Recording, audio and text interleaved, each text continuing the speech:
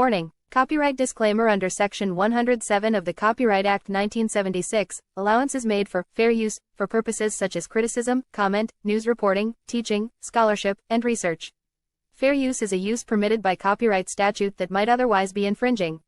Nonprofit, educational, or personal use tips the balance in favor of fair use. Everybody suspect that would do me harm.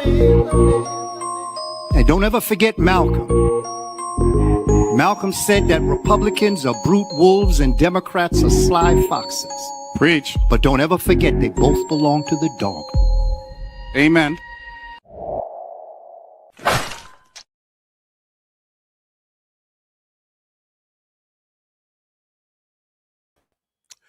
My bad, family. Forgot to add myself. What it do, family and friends? Welcome back to the Church of Black Power. If you're not subscribed, go ahead and hit that subscribe button along with the notification bell so you can be notified whenever videos like this drop. Please make sure you're hitting that like, share, and hype button so we can beat up the algorithm. Make sure we get this message out to the ears that need to hear. And if you have not done so yet, please click the link in the description, go to change.org and put your signature on the petition for reparations, as well as clicking the other link, joining the Telegram group to help circumvent some of the shadow banning that PukeTube has been doing to the new black media. With that being said, family, we got much to discuss here today. I got a few topics to go through. Got a few topics here, and I just want to discuss them with you for a little bit. We got to talk about the passage of the new bill that the Senate just put through for TSA, well, really for Homeland Security, that excludes ICE as well as Border Patrol. We're going to talk about that. And speaking of which, we're going to be talking about, the issues with the black ICE agents. We're going to talk about that. Got to talk about that. Got to do that. And then I have some more information for you guys, especially some information coming out that it's going to be very interesting, to say the least. Let's just put it like that. And then we got to talk about the Drewski situation. We just got to do it. So let's jump right on in, because we ain't got a lot of time here today, but we're going to be having a good time here today. Let me go ahead and bring up the family. Much love, B1. Salute and shalom to our good sister Andrea Jones in the building, as well as our good sister Aquarius Minded in the building. Much love to the both of you. Thank you both for being here. As well as our good brother Black RU in the building. Much love to you both. Thank you, you all. Thank you all for being here. Our sister Mrs. C. Phillip Davis is in the building. Much love to you, my sister Queen. Thank you for being here. As well as Sherelle Bryant in the building. Much love to you, and thank you for being here, my sister Queen. Much love to you. Our sister Patricia A. Jones is in the building. Much love to you, and thank you for being here. Excuse me one second. Rahaya is in the building. Much love to you, and thank you for being here. People like to text me soon and call me as soon as I press this record button. My apologies, family. Anyway, our sister Anita Harrell is in the building. Shalom, peace to you, and thank you for being here. Much love to you, my sister Queen, as well as Shelly is in the building. Much love to you, and thank you for being here, my sister Queen. Poetically Emotion is also in the building. Much love to you, my sister Queen. Thank you for being here as well. The Ruby Runner is in the building. Much love to you, family, and thank you for being here. Our sister Mia Kim is in the building. Much love to you, my sister Queen. Thank you for being here. It's always a pleasure. It's always a pleasure. And trust me, the pleasure is always mine. Our good brother Antithesis is in the building. Much love to you, and thank you for being here, my good brother. And thank you for your super chat. Your donation is blessed tenfold, and I appreciate your contributions as always, my good brother. Much love to you. As always, out here supporting. Much love to you. Shout out to our good brother Eddie Foster in the building. Much love to you. Our good sister Hurricane Nisi is in the building. Much love to you, my sister Queen. Thank you for being here. Always a pleasure. And you know the pleasure is always mine. Our sister Angelic is in the building. Much love to you. And thank you for being here, my sister Queen, as always. Fabio is in the building. Much love to you, and thank you for being here, as well as Noah Randall is in the building. Much love to you, and thank you for being here as well, my good brother. Let's make sure we got everybody there. All right, and for all those who are not in the chat, shout out to our family Phoenix Henson in the building as well. Much love to you, and thank you for being here. For all those who are not in the chat and all those who are going to catch this on the replay, gang, much love to you, much love to you, much love to you. Now, let's jump right into it, family. I want to jump into this story, and this is an unfortunate situation, and this is one of the reasons why I'm very particular with who's around our children and who we allow around children, period. Because whether it's a goddamn daycare center or just somebody that you think would take care of your child because they're paid to do so, a lot of these folks don't have no damn sense. And they will attack your children, and they will do things to your children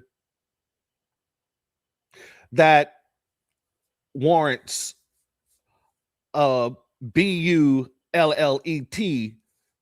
between the eyes sometimes. So let's go here. I want to start out with this story here. Developing in Caldwell County, a wrongful death lawsuit in the death of this little girl. Channel 9 told you last May when 16-month-old Maddie Mitchell was found unresponsive at the Creative Beginnings Daycare in Lenoir. A worker there was later charged with involuntary manslaughter. Channel 9's Dave Faraday joins us live from a growing memorial for Maddie. And Dave, there are some new details in that lawsuit. Yeah, Evan, we're learning from the lawsuit. First off, some of this is very difficult to hear. We're learning from those court documents that the daycare worker put a blanket over Maddie during her nap time and then laid on top of her during a portion of this was actually seen scrolling through her cell phone. Maddie's family shared these photos of the 16-month-old, her mother telling me today it was her daughter's first day at Creative Beginnings Daycare when all this happened last May. Police say they responded to a call of a 16-month-old who was unresponsive, and despite efforts by EMS, Maddie Mitchell died. They later charged Alexandra Coffey, who worked at the daycare, with involuntary manslaughter. According to a search warrant, police did seize video recording equipment from the daycare, which closed after Maddie's death. The lawsuit says Coffey got up and left Maddie on her sleeping mat for nearly 3 hours before checking on her, where they found her not breathing. There is a huge memorial at the entrance to the daycare for the toddler, where we spoke with folks today, leaving items. And I really do hope that the parents get justice for their daughter. She was just a baby. It's really, really sad. And to know that the lady's out walking around makes me sick. And the court documents say that the medical examiner ruled Maddie's death as a homicide. We are hoping to talk with Alexandra Coffey at some point this afternoon. And of course, we'll share that with you tonight on Eyewitness News at 5:30. Reporting live from Lenoir, I'm Dave Faraday, Channel 9 Eyewitness News.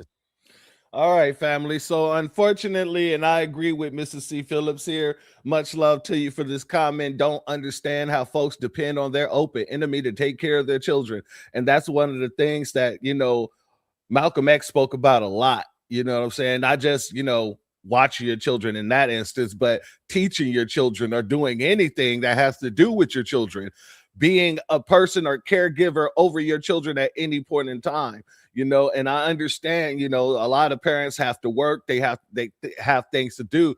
But my thing is this: you need to find a daycare that's closer to you in your lineage. Let's just be honest with this, because a lot of folks don't look at your children the same, so they don't take care of your children with the same type of care that they would take care of their own. So it is very, very important, if you're a parent and you still have children that needs to be watched. Hey, even if you got a 14-year-old niece, a 16-year-old niece who's trying to get that money, put your niece on. You got a nephew that's trying to get that money, put your nephew on.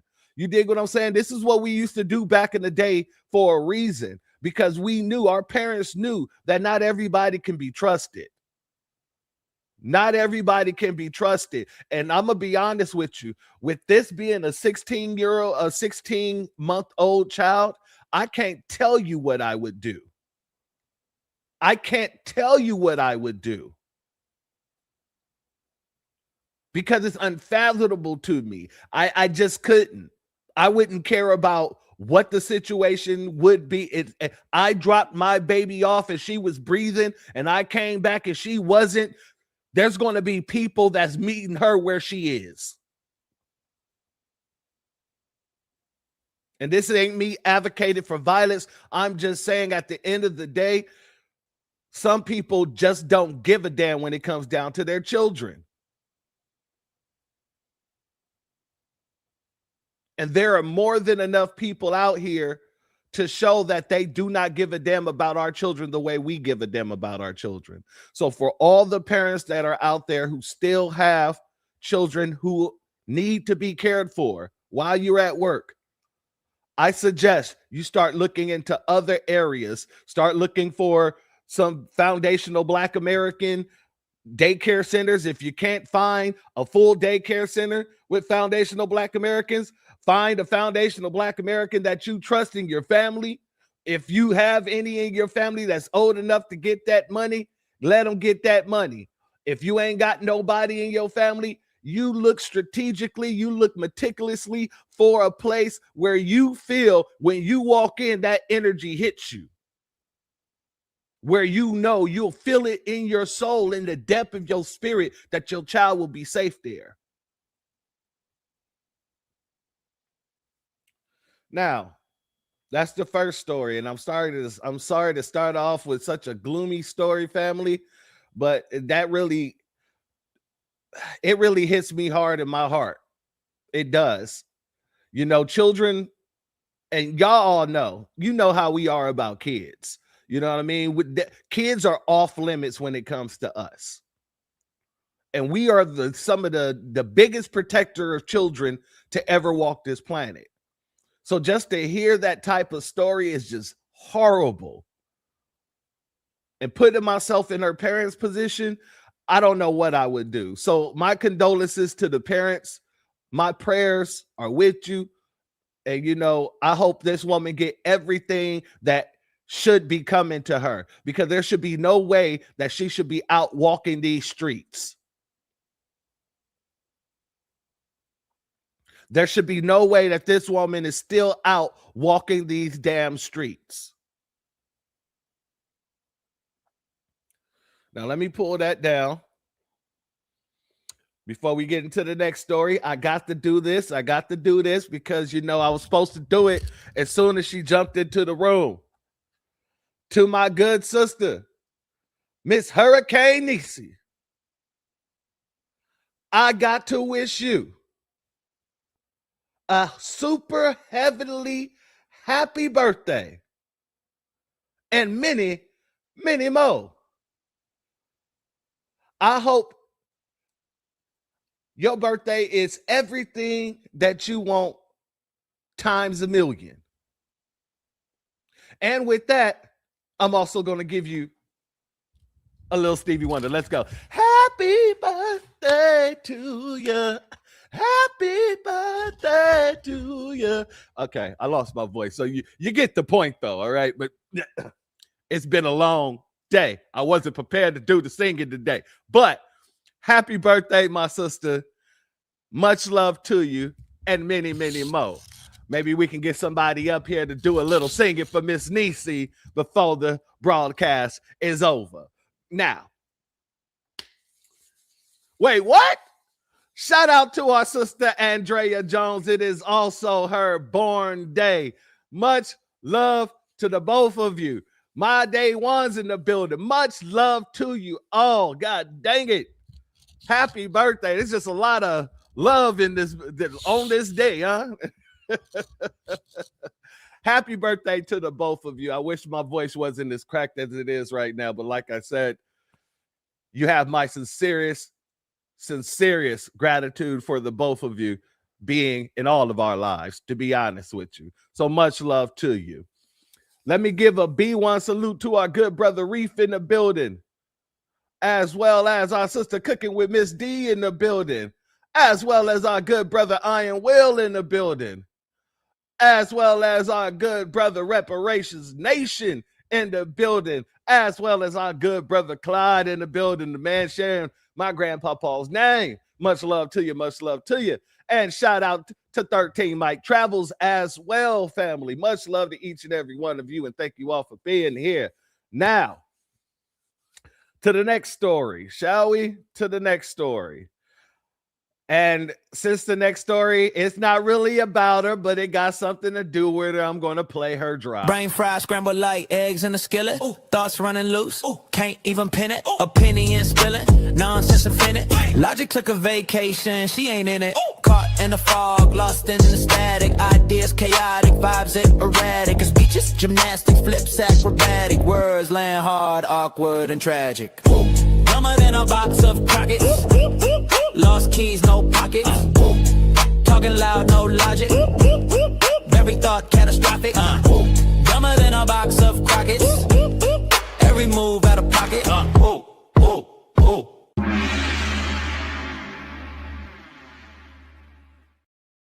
So I'm be sparing you today. We ain't talking about Jasmine Crockpot directly.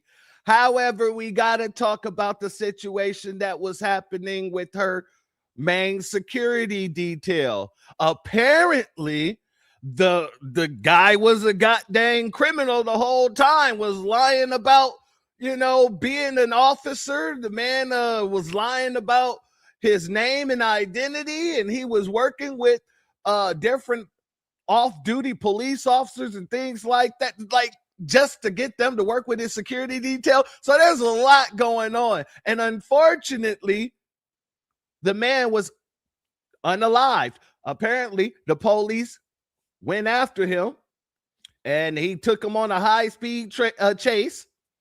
And, they ended up at this parking garage, and he pulled out a little yam, and they sent him home to his maker. Yeah, let's go here.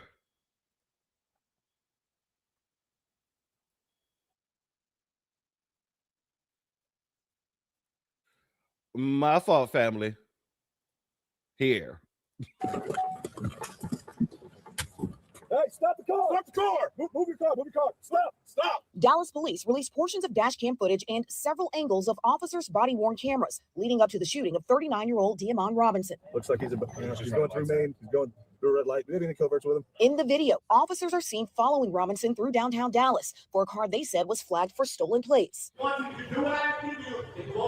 The footage then cuts to the Children's Medical Center garage, where Robinson is seen sitting inside a vehicle as officers yell commands to get out with his hands up. During that time, officers offered him opportunities to speak with family members to resolve the situation peacefully, which is a common practice during negotiations. Get out! Keep your hands up! Stand up! While exiting the car, Robinson is seen reaching for his waist, then pointing a firearm before the video freezes and shots are heard. Reach! Don't do it! Don't do it! At the time of the shooting, Robinson had 2 active theft warrants. Additionally, detectives were in the process of investigating what appeared to be an alleged double life. He's very good at hiding his true identity. And through great police work from the intelligence unit and the Irving Police Department, we were, through technology, able to determine who his real identity was. Detectives learned Robinson had been using fictitious information and wearing police-style uniforms to represent himself as a federal agent. They also say he'd been using the alias Mike King and created fake businesses to hire actual sworn police officers for off-duty jobs through a resource called Roll Call. There's also his IDs that he had. The ID cards were also found inside the vehicle as well, along with some badges.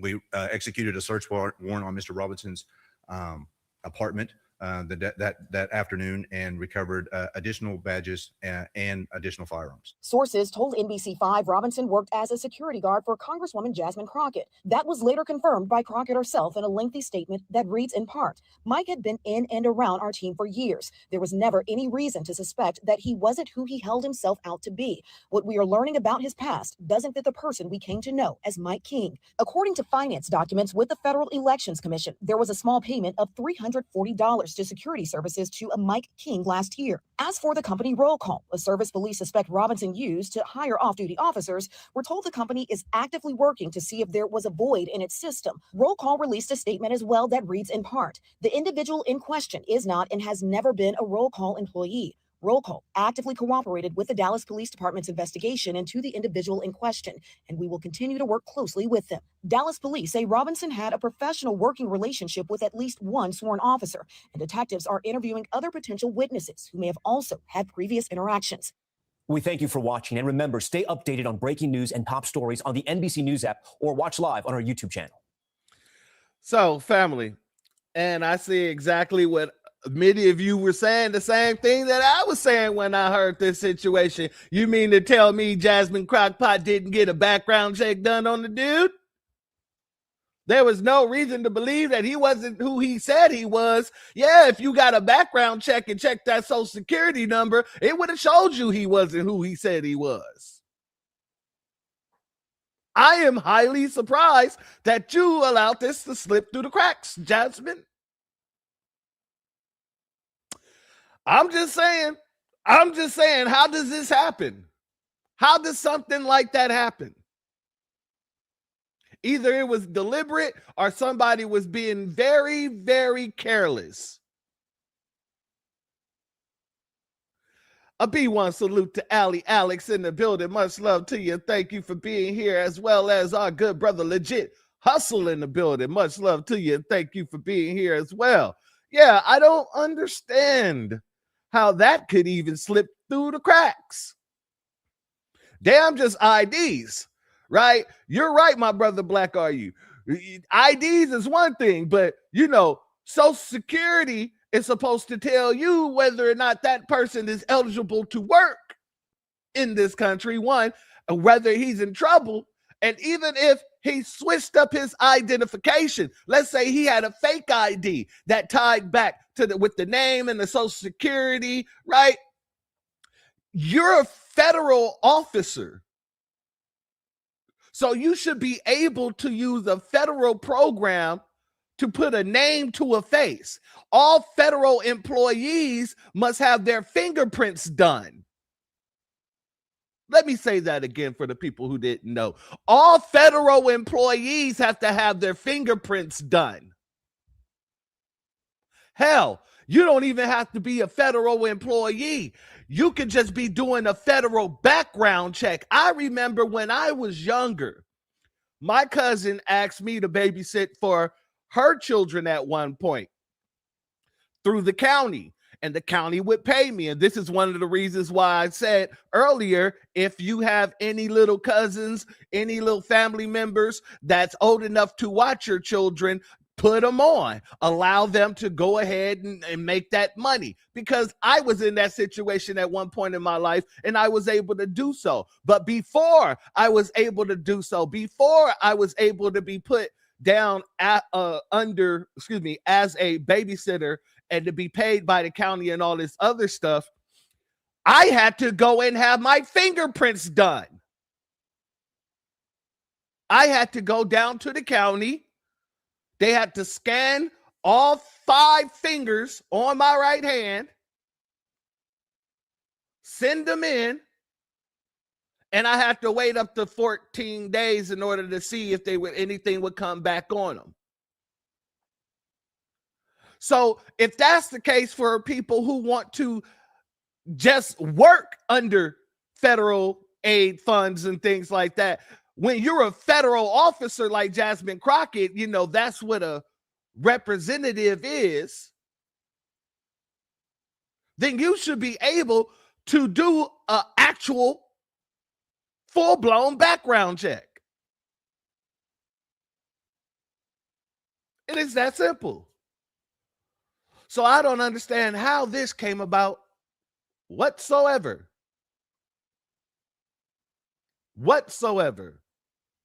Shout out to our good brother, Black Truth United. Much love to you, my good brother.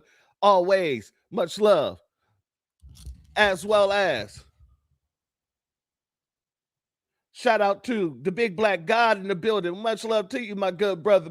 Thank you for your Cash App donation. Your donation is blessed tenfold, and I appreciate your contribution as always. And stay safe out there on those roads, my brother. I know it's that time of the day. It's that irritation time. Trust me when I say. Much love to Tiffany Jackson in the building. Thank you for being here as well. Now, let's hit this next story up, shall we? This next story I wanted to pull up because, you know, Karen Bass out there giving away $1 million to, you know, these Tokyo people, these people in little Tokyo to help with homelessness. However, she still ain't dealt with the homelessness in her front yard. She's worried about the homelessness in her backyard, but the front yard is riddled with homeless people. So much so that these folks are starting to do things like sleep in the sewers. Oh, yeah. Let's go here, family. And this is bad, and the area isn't safe either. We actually had to drive a few miles away just for safety reasons for this live shot. But the things we saw, we won't forget. An up-close, exclusive look underground at living conditions too extreme for words. It's hard to imagine someone living in there. Trash, human waste, and an overpowering stench. I gotta get back. Just moments earlier, we watched someone climb out of that storm drain using the sewer as shelter. Water and food? Her answer's hard to understand. But the area, 88th and South Grand, overwhelmed with RVs, tents, and trash. Hello, yes. Juan Nala with nonprofit Clean LA with me was picking up garbage here Monday. We got a lady living down there. When he saw not one, but two people emerge from the storm drain. I can't explain that. You know, a person living like a rat, worse than a rat. Come on. Hello. And just 2 weeks ago, it happened again. Somebody's living in there. Another street in South LA, another person living underground. It's a human. It's a human being. Why are we accepting this? Why? All the officials, they have to do something. They have to fix this problem. It pisses me off. That's why I was like, what y'all doing? Finna tell them to clean it up? Neighbors angry, say they've reported the problems, but feel ignored. Like, we need y'all help. We need that money. The public here need that. A shocking snapshot of survival at its lowest point. This person doesn't deserve to live like this. Not even the neighbors. So I just got a statement from the mayor's office about 5 minutes ago saying that this is tragic and unacceptable, and then they're going to be out there tomorrow offering resources and help and trying to clean up this area the best they can. Reporting live tonight, Matthew Seedorf, Fox 11 News. Shout out to our good brother Wild Williams in the building, as well as our sister Queen Black Spider. Much love to the both of you, and thank you both for being here. Now, family, with this being said, where is Karen Bass to give $1 million to take care or clean up that situation? I mean, whatever happened to the $20 billion that Gavin Newsom was supposed to be spending on it? I'm just asking questions. And because people, not just myself, but people are asking the very same questions, the heat's been put on Gavin Newsom. So you know what Gavin Newsom just did? Gavin Newsom said, hey, well, since the heat is being put on me, what I'm going to do is I'm going to pull billions of dollars, I'm gonna pull billions of dollars away from the NGOs that are supposed to be taking care of this situation.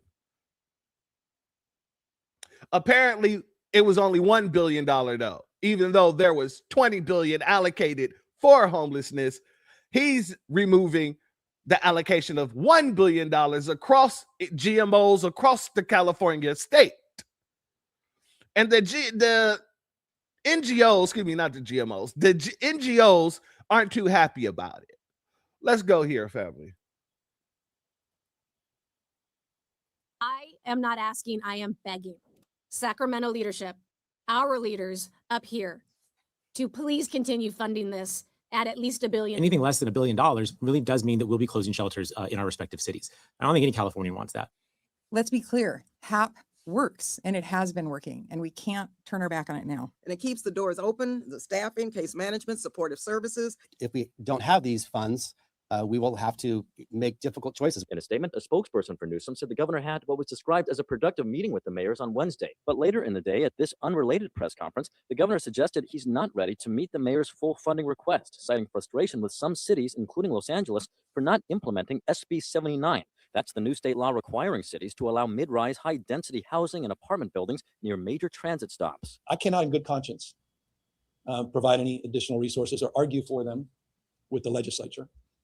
If you have cities like LA that are violating state law, SB 79, I mean, you don't build, we're not going to fund. Meantime, the mayors are calling on each of the gubernatorial candidates to sign this pledge, promising if elected governor, they'll allocate at least $1 billion per year for the HAP program. San Jose Mayor Matt Mahan, who was in attendance at this press conference, said he will sign it. I'm told other candidates are reviewing the pledge. At the state capitol, I'm Eitan Wallace. Now back to you in the studio. Shout out to Miss Nisi. Is it the next Summer Olympics being held in Los Angeles? Well, it's supposed to be. To be honest with you, I don't think that's going to end up happening. We'll see. We'll see. Also, the World Cup is supposed to be coming to the United States as well, in a little under a few months or so. And because of this whole TSA situation, which we're going to talk about as well, because of the whole TSA situation, they're estimating that they're not going to be able to even get things back going the way it was supposed to go. So many people have quit TSA that they said that they can't even hire new people and train them in time for the World Cup. So yeah, there's a lot going on, but in Los Angeles, more specifically, the Olympics is supposed to take place there. However, I don't think it is going to take place there because of the fact of all the homeless issues, the homeless situation. They don't want people seeing that. Gavin Newsom especially don't want people seeing that. And that's why he's cutting funding to these NGOs, because these NGOs are supposed to be apparently building new affordable housing and things like that, shelters and things like that. And that's why Gavin Newsom said, I can't justify giving you guys more money when you guys aren't building anything. So we'll see how things happen. I doubt if it's going to end up there. They might try to, shift it somewhere like Vegas or something like that, to be honest with you. Exactly. It's just money down the damn drain. That's all this is. You are absolutely correct. But family, like I said, hey, California right now is looking pretty damn horrible. Pretty damn horrible. They can give illegals housing all day. They can give millions upon millions of dollars to illegals all day. They can give millions upon millions of dollars to people who ain't been here, but I don't know, since a year ago. God dang it, her giving $1 million to Little Tokyo, you giving Johnny Come Latelys that damn grant when you could have been cleaning up the streets right there in Los Angeles, right there off of Skid Row. So for all these mayors who got together to say, hey, Gavin, we need that money, sorry for you. And Gavin, this ain't going to save you. You're still going down. You're still going down. Just so you know. Nothing you can do at this point in time can save your presidential run. At all. You got the homeless problem. You got the reparations problem. You got the Palo State fires problem. You got the budgeting problem. Man, you just got problem on problem on problems. You got 99 problems, but the vote ain't one.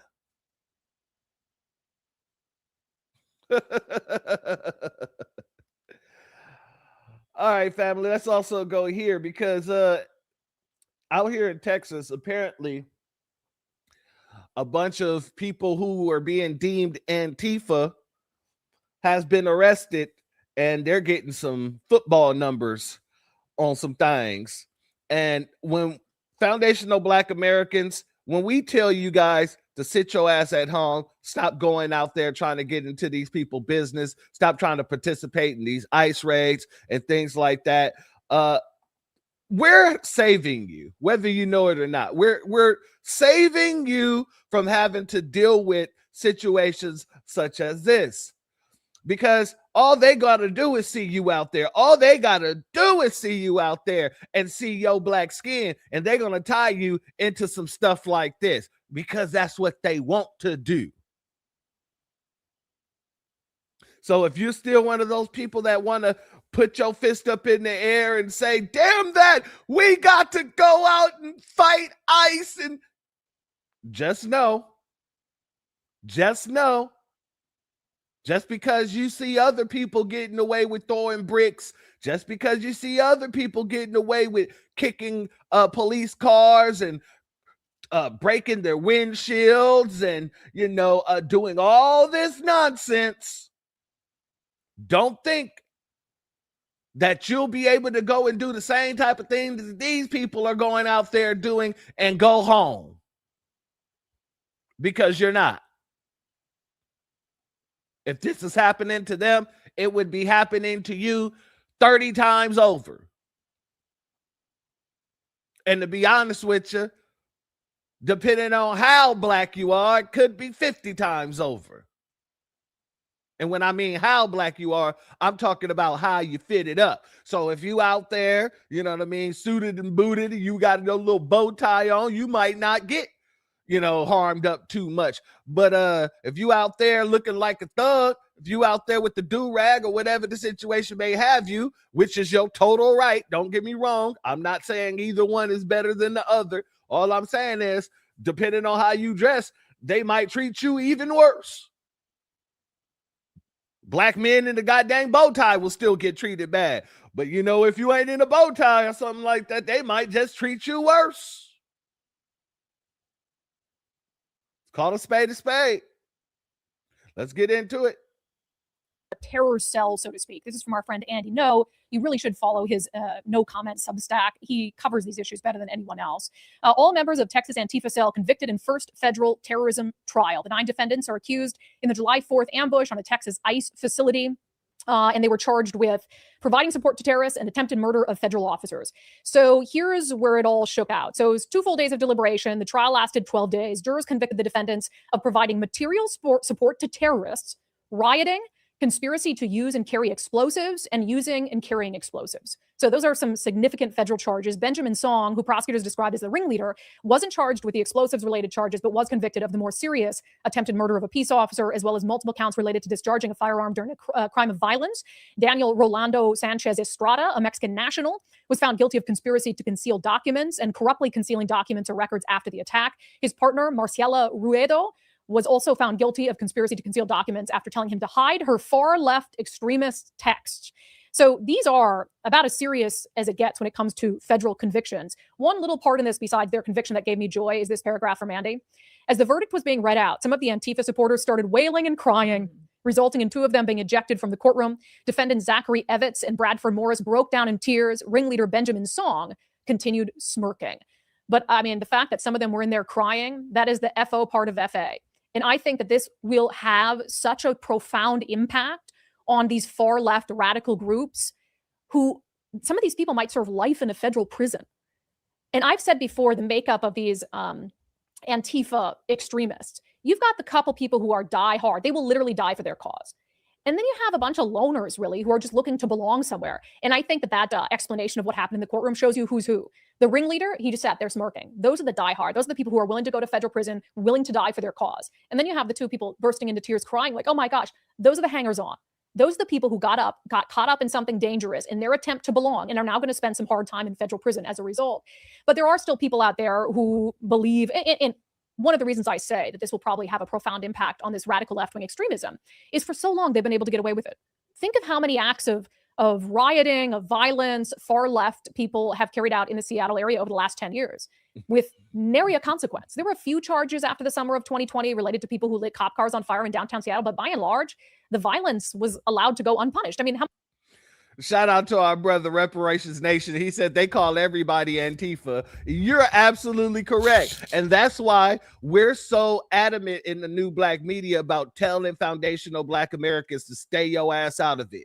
You don't need another excuse, right? Because Trump has recently labeled Antifa a terrorist group. So god dang it, we don't need to be out there with none of them folks that's getting labeled. We don't need to be out there with none of them folks, because you know they will throw that label on us quicker than anything, quicker than anybody else that's out there. But shout out to you, my brother. He said they call everybody Antifa. You absolutely correct. And they know why they do it. And they do that purposely. Let's let her continue. How many times have I been assaulted? Do you think anyone's ever faced consequences for assaulting me? I mean, police haven't even made arrests.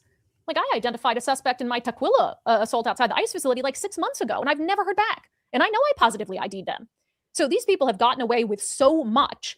And so for that group, and I think probably 70 to 80% are these loners who want to belong to something, like very low IQ, I think this will cause some of them to think twice. The diehards will always be the diehards. They'll be willing to take federal prison time. But I think they'll have a harder time recruiting other people who see this and think, I don't want to go to federal prison.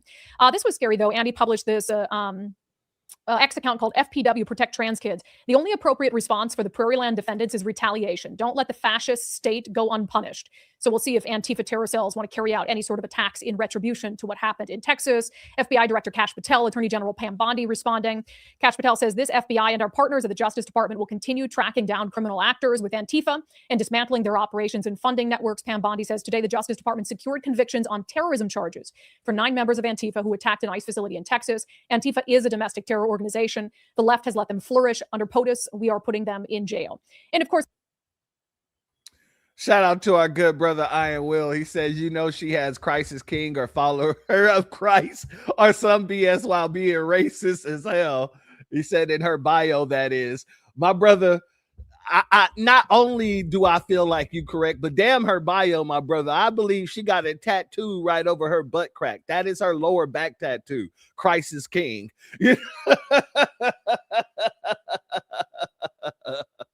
Oh man, I guarantee you, because that's how a lot of them, you know, Nabiscos are. They're real horrors and trashes, and then they're gonna have some tattoo to try to have some Zen stuff tattooed on them. Nah, chill out. All right, family. So we done got through the quick topics. Now let's get a little bit more in depth in some of these topics here. Let's talk about what's going on with TSA. Because originally what was going on with TSA, or excuse me, what was going on in the Senate was going back and forth. Hakeem Jeffries and Chuck Schumer and the rest of the Democratic Party wanted to make sure that ICE agents quite literally get reprimanded and get, you know, reined in a little bit. So they wanted to do that not only in the SAVE Act they're trying to revive, but they tried to do it with the whole funding of the Department of Homeland Security. Now, what ended up happening is the Democrats sent over their demands, and the demand originally was to just, you know, remove ICE and border security from the bill in itself, from the funding bill. So everything else would be funded unstipulatory, except ICE and except the Border Patrol. Well, then the Republicans end up caving in. They said, okay, cool, we'll do that. Let's do it. Forget it. Let's just do this. Let's fund it. Let's get it over with, right? And then the Democrats looked at that and said, well, no, that's not enough. And so the Democrats sent over a list of demands. Let's go here to this sister. Let her read off what the Democrats wanted.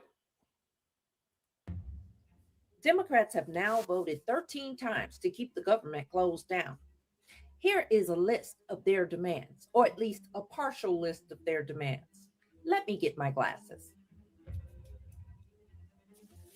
Democrats want $200 billion taxpayer dollars in health benefits to return to illegals. They want Republicans to return billions of taxpayer dollars to wasteful programs to foreign countries. You know, those programs they were using, those BS programs that they were using through USAID to funnel the money that makes them rich? Allegedly. Yeah, like shrimp on a treadmill.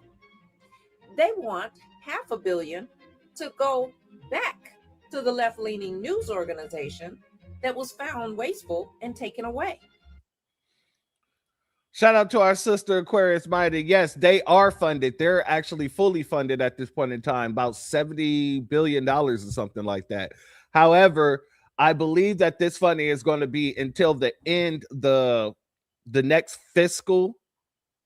So they're trying to get more funding for ICE as well. So yeah, they are funded. They're funded through the big ugly ass bill, but they were trying to fund it in other areas for the operations as well. Let's continue. They also want to cut $50 billion from the Rural Hospital Fund. You remember that Rural Hospital Fund that if you look back at videos from the recent years, they told you that Republicans and Elon Musk had taken away $50 billion from rural hospitals. They were fear-mongering. They were telling us that those mean old Republicans let Elon take the money away from the rural hospitals. But funny, now they want to take it back because Elon and the Republicans never took it away in the first place. Tried to tell you. But anyway, Chuck Schumer and Democrats know that their actions are causing great pain to the American people, but they don't give a damn. Schumer says several times that this is their leverage and they aren't letting it go. Screw the TSA. Screw the disaster at airports. Screw other government employees. They don't give a damn about you people. You're just the little people. You're the people that they're using as leverage to try to get their way. And they're going to keep the government shut down as long as they possibly can. Why? Because they can. And you guys are going to keep voting for it. Make it make sense.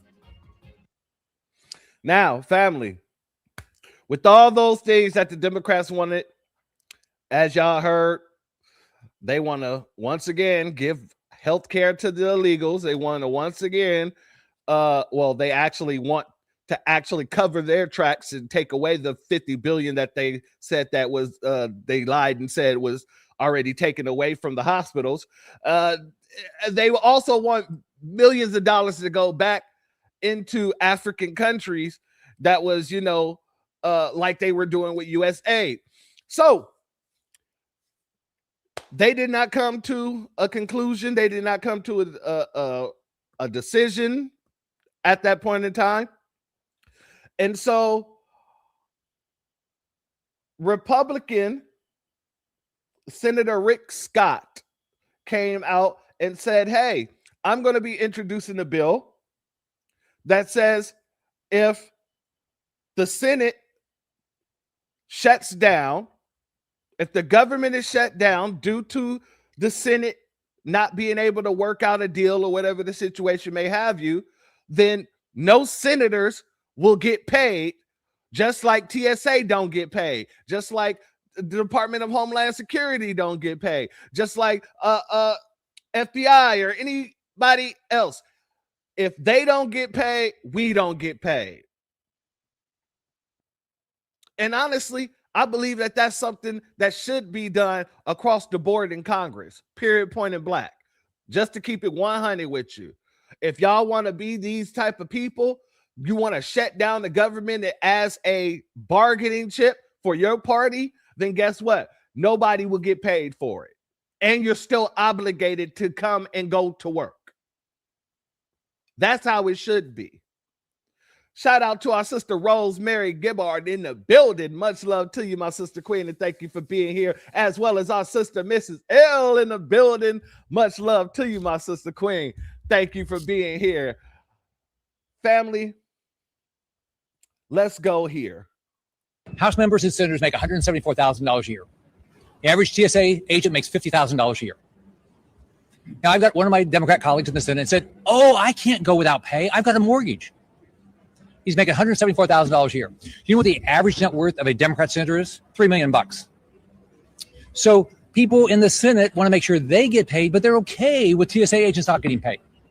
People, TSA agents can't pay the mortgage, can't pay the rent, can't put food on the table. They have to go to food banks in my state. They're quitting because they're sick and tired of being treated like dirt. It's the third shutdown in 6 months.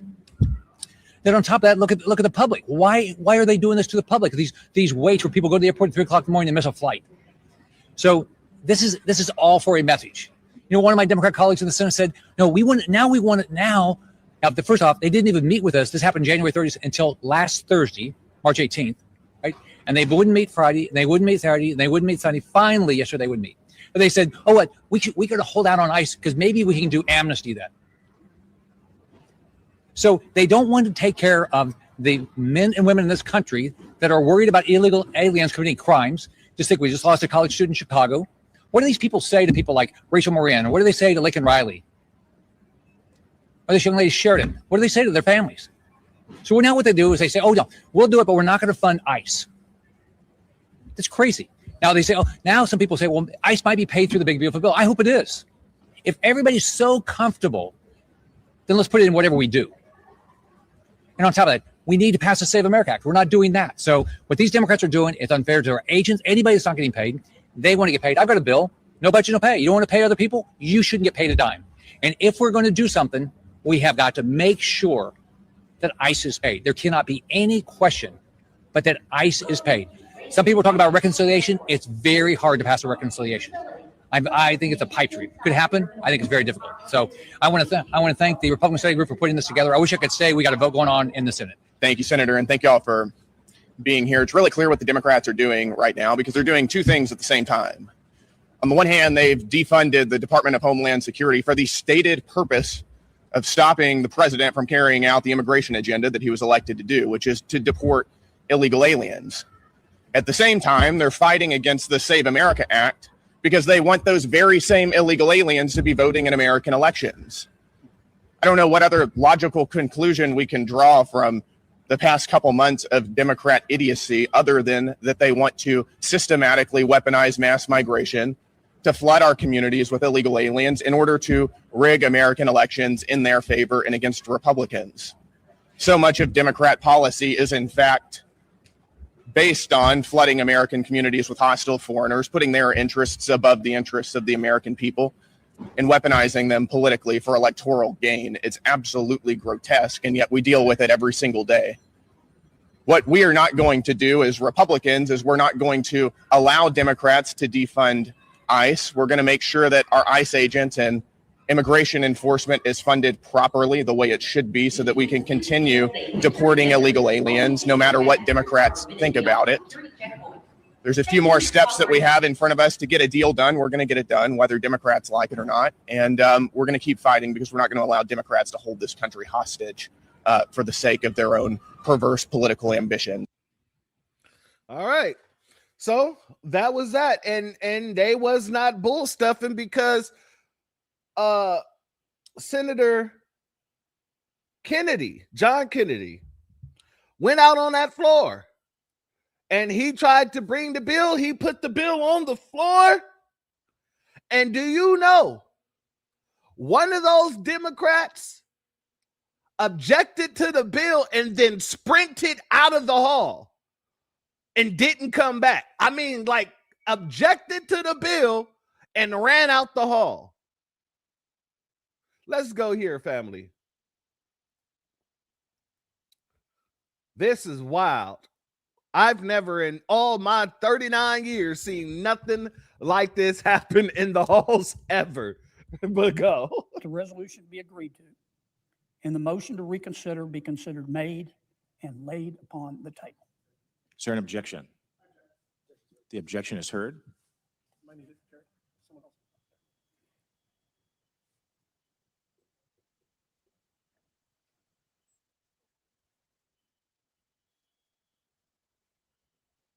With respect, I want to give my colleague, Senator Schatz, more time. As he objected and left the chamber.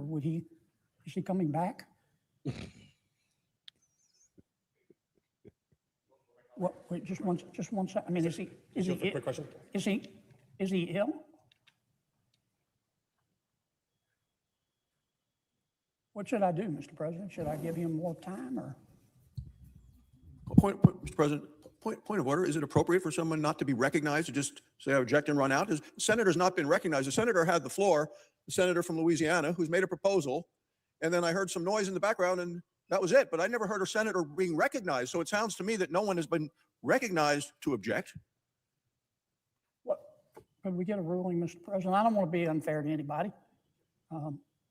My Democratic colleagues, I told them ahead of time. An objection was raised, an objection was heard. So should we give Senator Schatz more time to come back, or?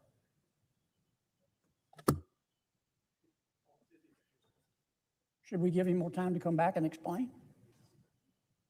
Wait, I see the parliamentarian giving us.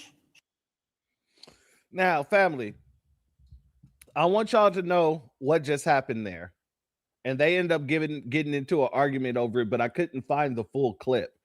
The original clip, I watched the actual full hearing, but they actually cut this clip down, and I could not find the full clip because they end up going back and forth with the president of the commission at the time, right? Because the person who objected was not observed. He was not recognized, right? And there's rules to how the Senate works. So there is something called a UCR, right? And a UCR is a unanimous consent request. If there is a unanimous consent request on the floor, then nobody has to be recognized in order to do an objection to anything, as long as it is all about a unanimous consent request, right? But if it's not about a UCR, if it is not about a UCR, then you have to be actually addressed before you could actually. So let's do it like this. This is how it works. If someone brings a bill to the floor and it's not about a UCR situation, the president will ask, do we have any objections? Somebody can say, hey, I object. Then the president will turn to that person and say, I recognize Senator McCall, or whatever the situation may have you. What is your objection? And then they go back and forth, and then they debate the situation. If it is not a situation about a UCR, an objection without being recognized is nullified. I hope I explained that simple enough. If it's not about a unanimous consent request, which you do not need to be recognized in order to give objection to, if it's not about that, then you have to be recognized. Otherwise, your objection is nullified. And as you just heard, the president did not do what he was supposed to do. All he did was say there was an objection heard and an objection posed, basically. Let me run that back a little bit. My Democratic colleagues, I told them ahead of time. An objection was raised, an objection was heard. An objection was raised, an objection was heard, but yet this wasn't a UCR vote. So there was, like I said, his objection should be nullified, but this dude isn't doing his damn job. Anyway, yes, my sister, 39 years old, Aquarius, 39.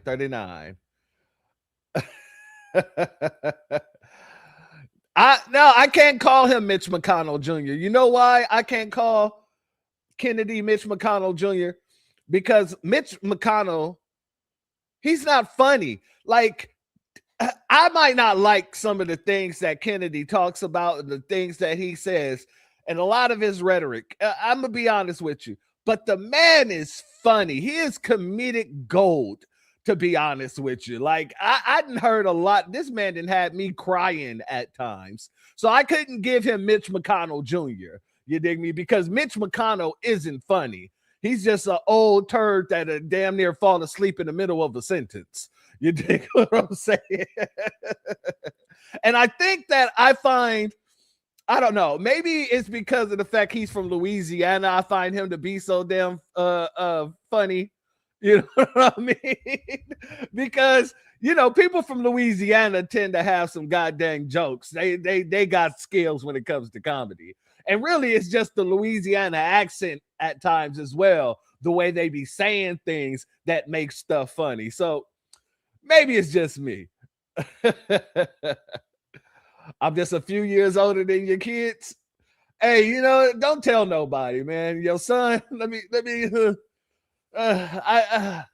know, make me feel old. You know? Exactly, Rosemary. Miss McCullough is Franklin as an old adult. Yeah, that's what he is. He's Franklin as an adult. Robert Kennedy is actually funny. He is hella funny. That dude here, I don't know what he put in his tea in the morning, but that dude is funny as hell.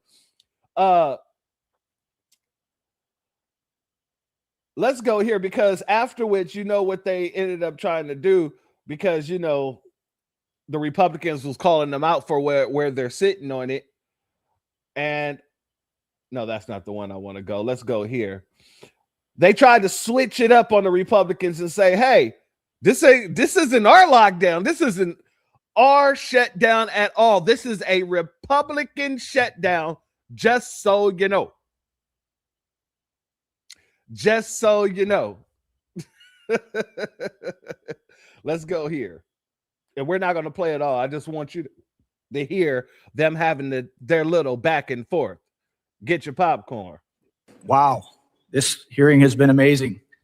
I mean, this is even epic for Washington standards, the amount of gaslighting and lies that have been told in this hearing today. Mr. Chairman, I got a question for you.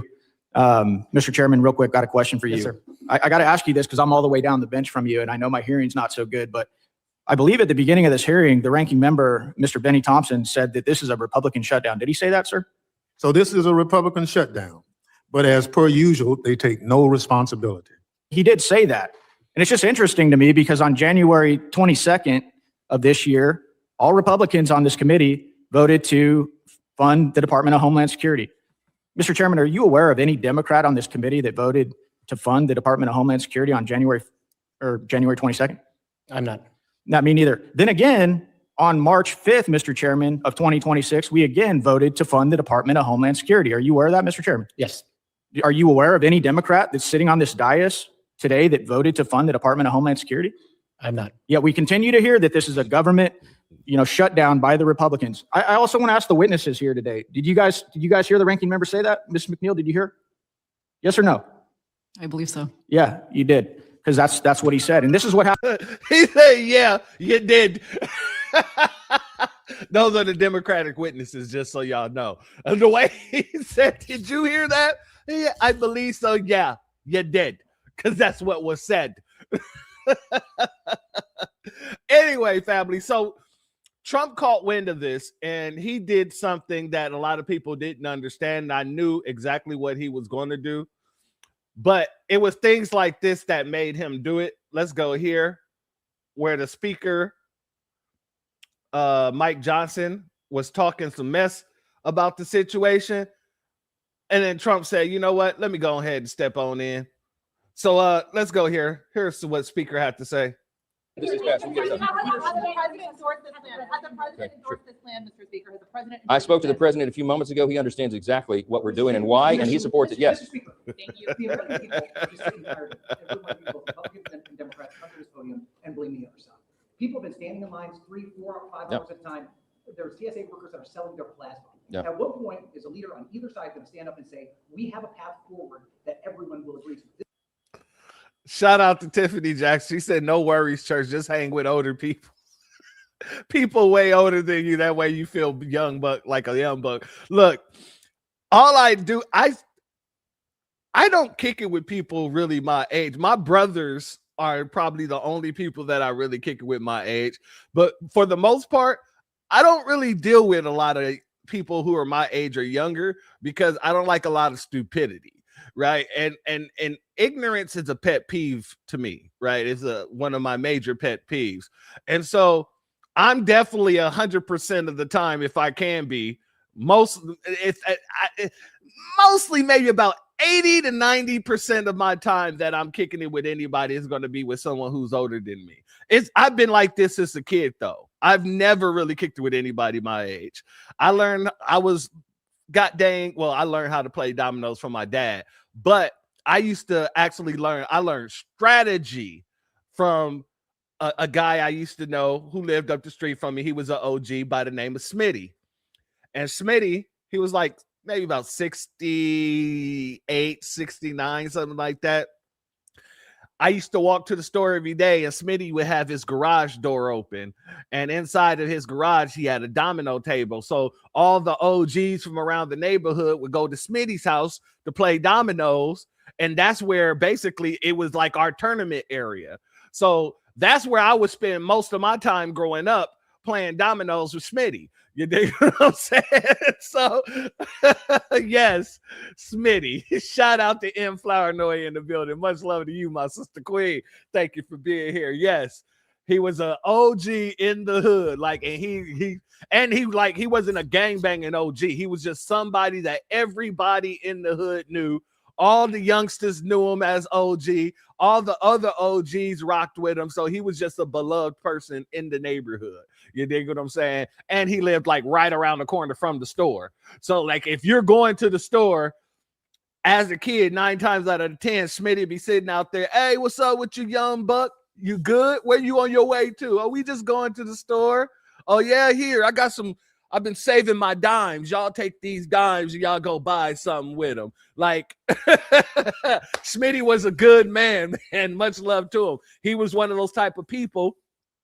If he saw a kid just playing around or something like that, because we used to skate around his house all the time because he had the concrete pillars around his house and stuff like that. Smitty would be like, hey, I know y'all playing. Y'all want to make a little money? We'd be like, hell yeah, we want to make a little money. All right, go ahead and pick up the trash from my front yard. I'll give y'all about $5 a piece. You know what I mean? Go ahead and do that. And we out there picking up trash in the front yard, $5 a piece. Like I said, growing up for me, the elders made a way for us to make money when we didn't have a way to make money. And even when they didn't have a way for us to make money because they already gave us different ways to think out of the box, then we would create new ways to make money and run off of it. Like me and my bro Ra, we used to go to his grandmother's house, like right down the street from me. She's like 2-3 houses down from me. And she had orange trees and she had loquat trees. And god dang it, when we couldn't find any yard work to do anything like that, we'll go get some grocery bags. We'll bag up those oranges. We'll bag up those loquats. His granny would be like, take as much as you want, baby, because god dang it, I want that tree cut down by next year.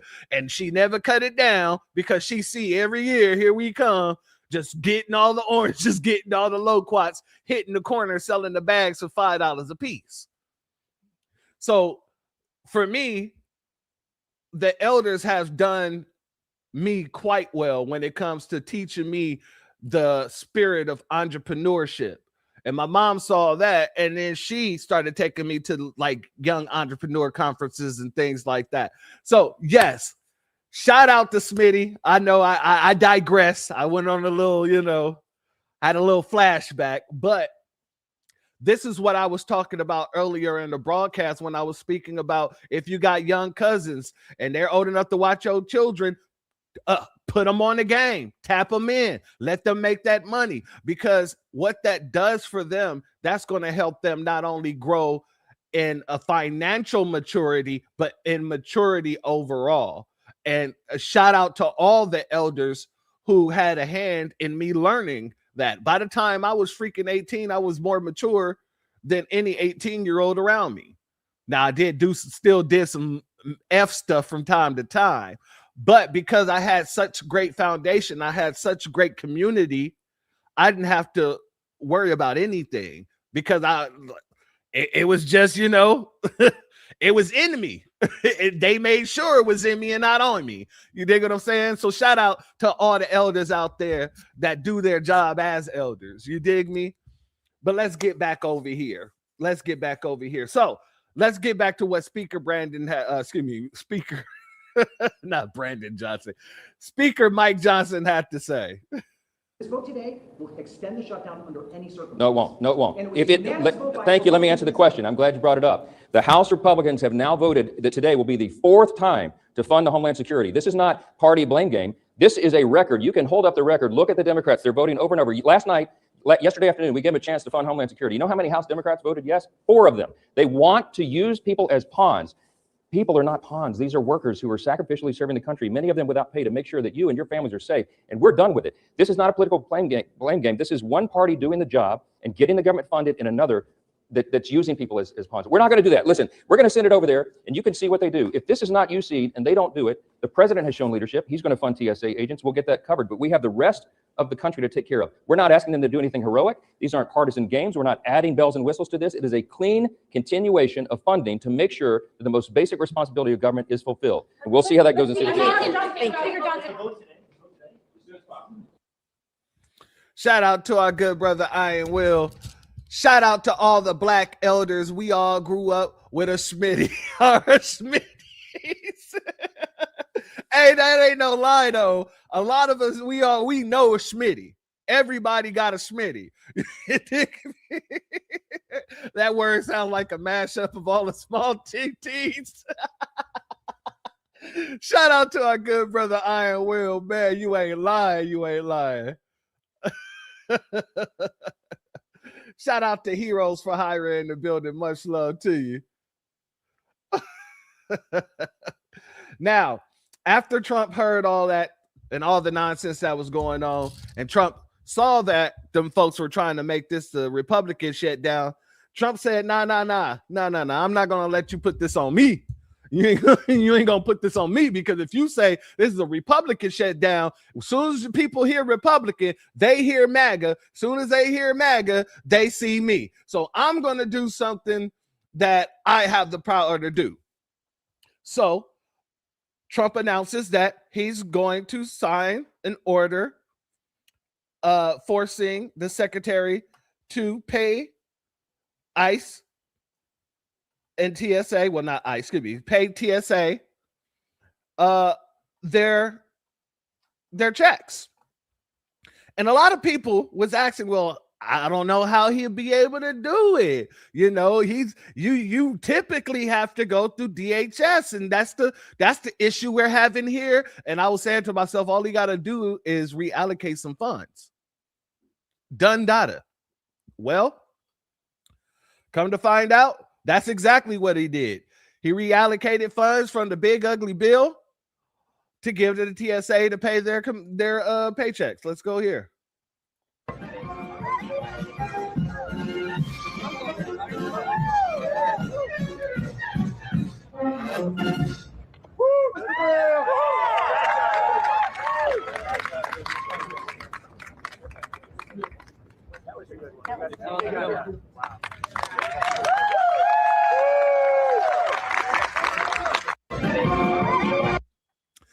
And with that swift whip of a pen,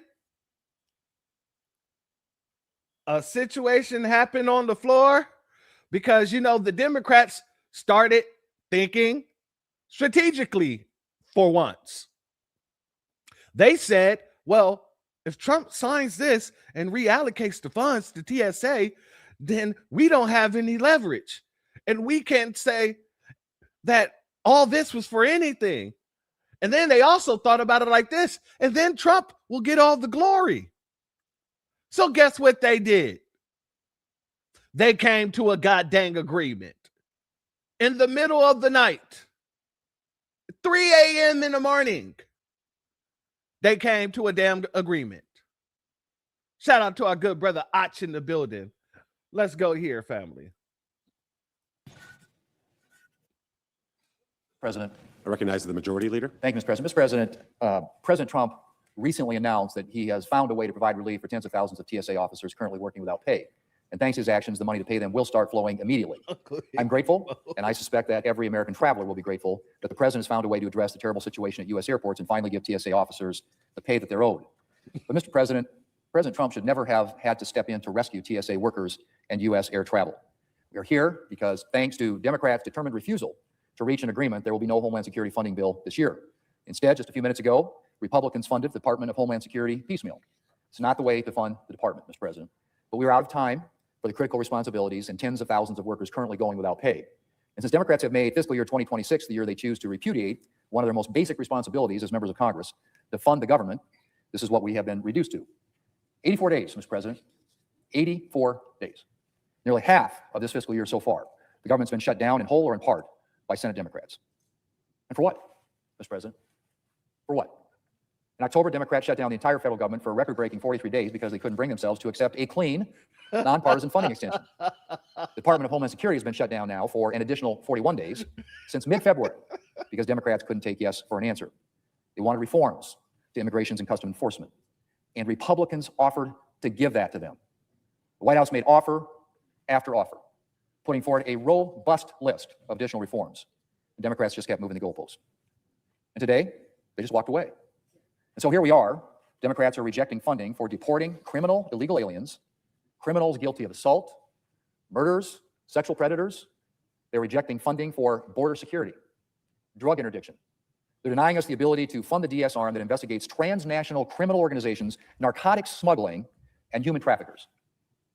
Mr. President, I thought Democrats had learned their lesson on defunding law enforcement. But I guess we're right back there. Do they think that defunding law enforcement will be a winning issue for them in November? Oh, no. No, Mike. They ain't getting no type of reforms in that bill that they just passed at 3 a.m. They didn't get any reforms. The only thing that they did was remove ICE and remove the Border Patrol from the funding for DHS and TSA.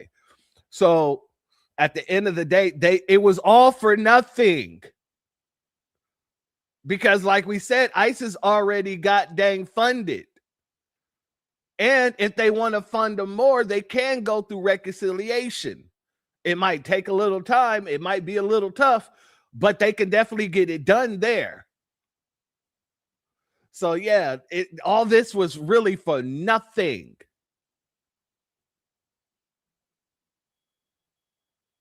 Shout out to Crux in the building. Much love to you, and thank you for being here, family. As always, it's a pleasure. Church, I used to work for TSA, and I was surprised when my check said Department of Agriculture.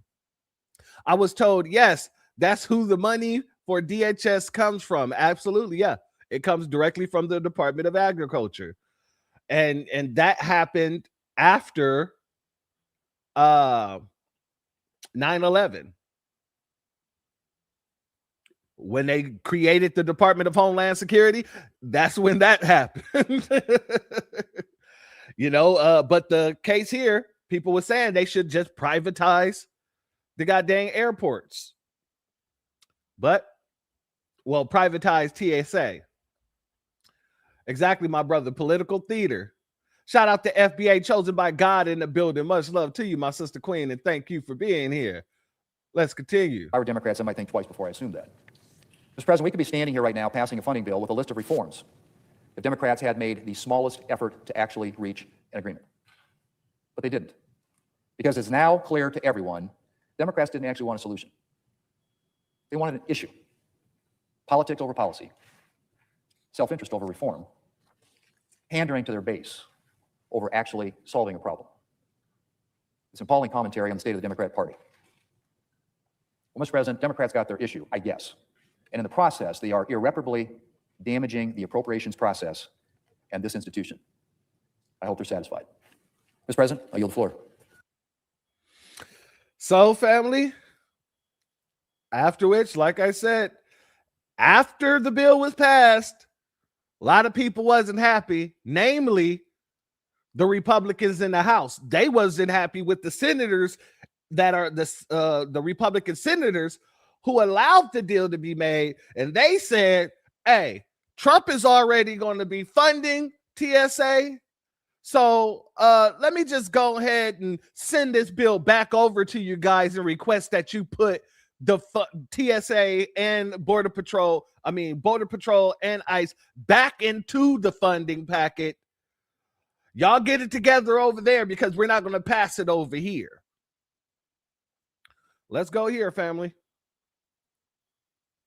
Let's bring in Senator Tim Scott on how this all went down. Senator, 2 a.m, we find out through a voice vote that you guys decided to move forward with most of the funding for DHS. Why all of a sudden did the deal come together?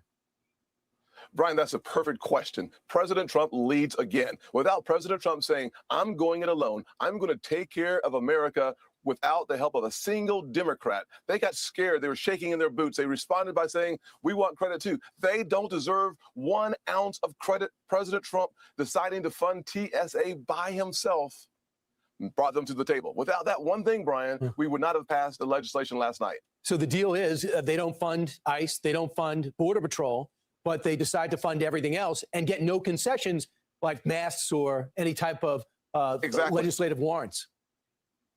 Exactly. Well, let's just remember why they want the mask removed. They want to be able to dox our ICE agents.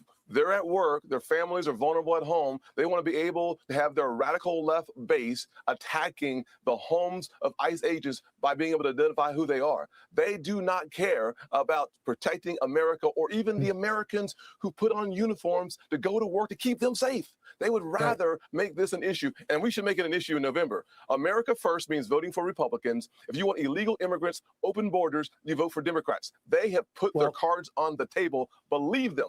So a couple of things. They say it's because it scares people when they come up to you with masks, but they say it's because they're watching ID. So Senator, how are you going to get funding for ICE and Border Patrol? Are you going to do it through a separate reconciliation package?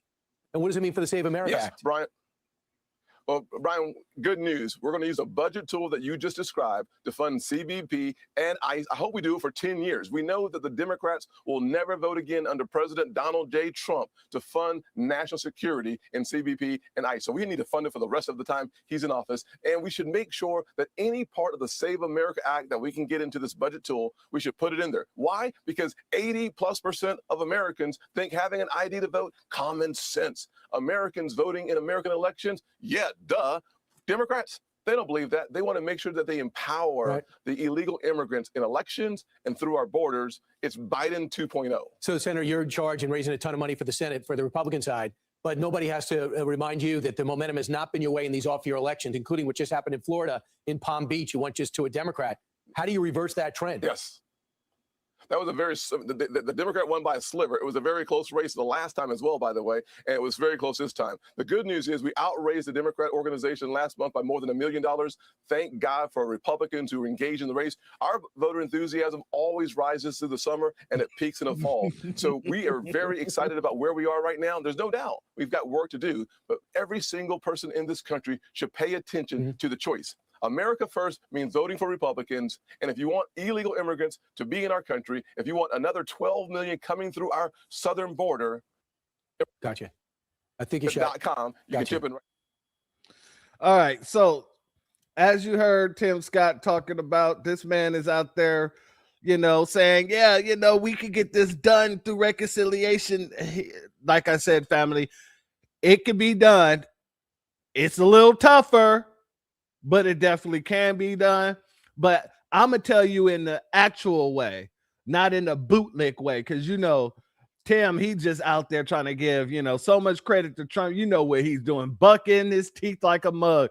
Tim, I just want you to know, just away from the conversation, away from the topic, I just want you to know how. You's a cool nigga.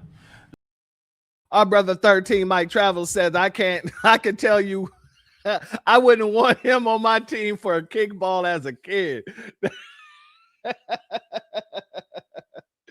Shout out to our good brother for that comment. And shout out to Roslyn in the building, as well as our sister Taste and Tease with Tony in the building as well. Much love to the both of you. And thank you both for being here, as well as I had you up here, family. I had you up here. Hero for Hire.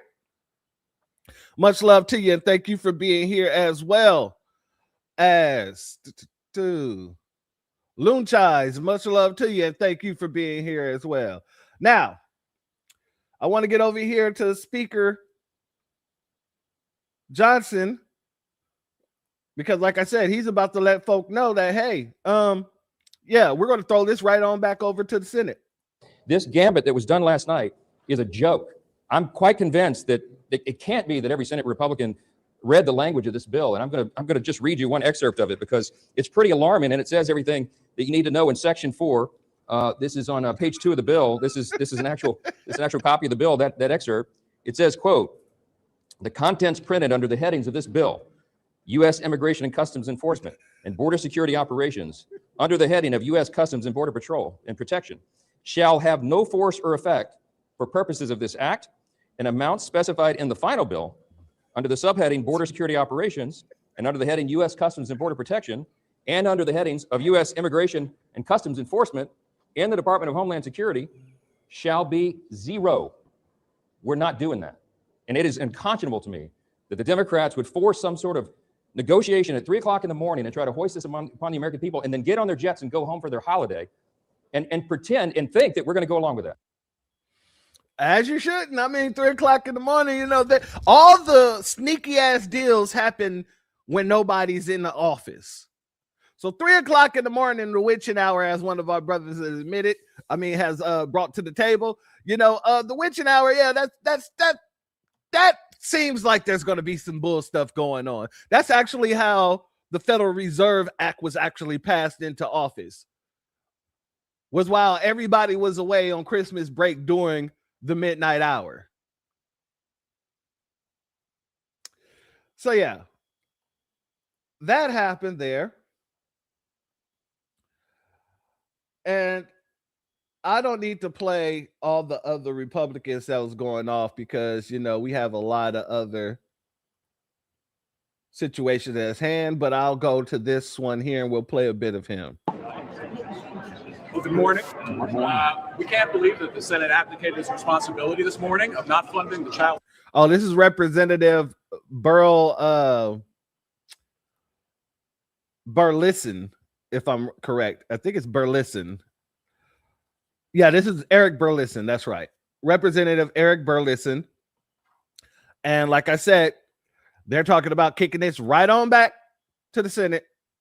Sex trafficking investigation division of ICE. They didn't fund the Border Patrol. I guess the Democrats want a wide open border. So what we're suggesting is that the only thing we're going to support is adding that funding into the bill, adding voter ID, sending it back to the Senate, make them come back in and do their work. The bottom line is this deal is bad for America. It's bad for Americans. The president's already said he's going to fund TSA out of funds he has. So it's not going to affect the airports if we don't do this today. Senate, again, it's up to them. They're going to come in a pro forma Monday or Tuesday. They could just pass it out what we send back by unanimous consent, just like they passed something this morning at 3 a.m. So do you have approval from the Speaker, from Republican leadership on this? Do we have what? Do you have support from Republican leadership on this? Look, we're not Republican leadership. What we're saying is that we stand united, that we cannot pass a bill here without funding for child sex trafficking investigations, for heaven's sake, and for Border Patrol. We think while we're at it, let's add voter ID in. Senate Democrats have softened. I can't blame them because 85% of Americans think you should show a voter ID. Send it all back as a package. Let them deal with it Monday or Tuesday. Shout out to Only Us. He says, Tim Scott's a grown-ass man with baby teeth. I just cannot. He got little pillows in his mouth. That is crazy. Much love to our good brother Only Us in the building, and thank you for being here, as well as Tiffany Smith in the building. Much love to you, and thank you for being here, as well as our good brother or sister, a law solution in the building. Much love to you, and shout out to Chi Town, all the family in the Chi family. So that's what's happening. You got TSA funded. You got the bill going back to the Senate because god dang, the House says no. We're not, the representative says no. We're not even going to, no. We're going to suggest that you guys go ahead and put that funding back on in there and then send it back over to us. And that way we'll pass it. So that's what's happening at this point in time. And since we're talking about TSA and all that good stuff, that's the perfect segue to talk about what's been happening in these TikTok and Twitter streets, shall we? Because, you know, the tethers got real upset because, you know, they saw ICE show up at the, you know, airport and they're seeing black ICE officers. This person says seeing black ICE agents doesn't sit right with my spirit. Shout out the FBA, cut the check, 6.2 quadrillion. F your spirit. And that's exactly how I feel about it too. F your spirit. You see, you know what? I'm going to let them get into it. We're going to let them get into it. We're going to get into some more. Hold on. Let's go here. Black woman ICE agent. This is what betrayal looks like to me. Really, ma'am? Really? Really, ma'am? With the Ukraine flag? Really, ma'am? You want to talk about betrayal and what it looks like, ma'am? Really? Shout out to Arthur Watkins, who made the comment here. It's okay for immigrants to patrol freedmen, but it's not okay for freedmen to patrol immigrants.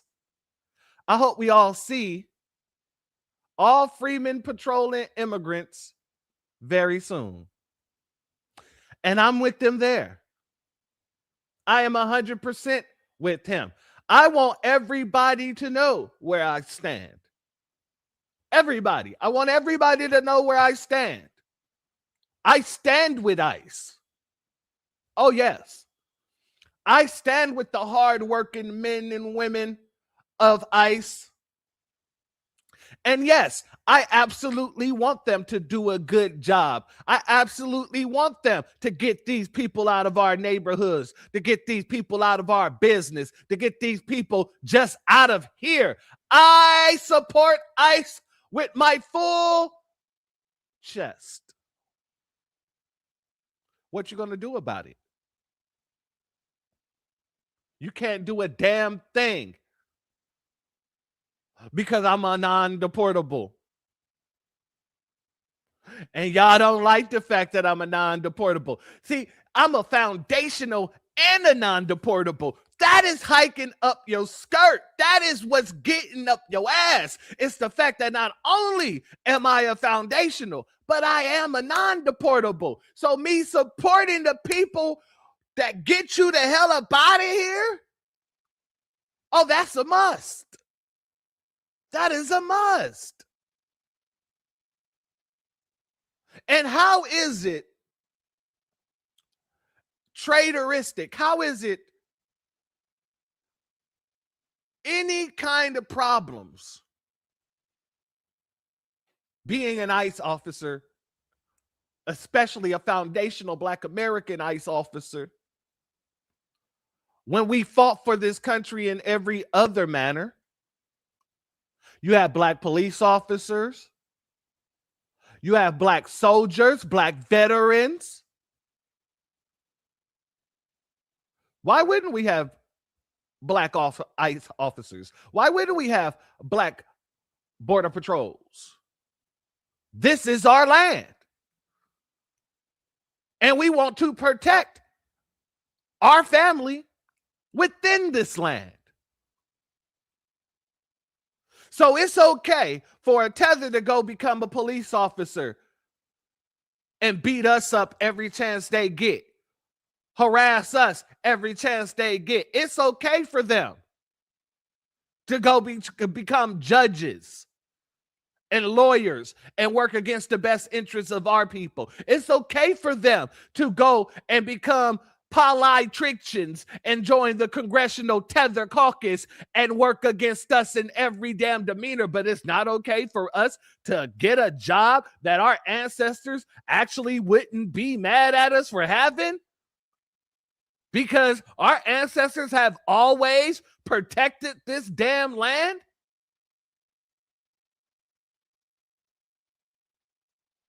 I'm just asking because these folks sound like a bunch of numbnuts.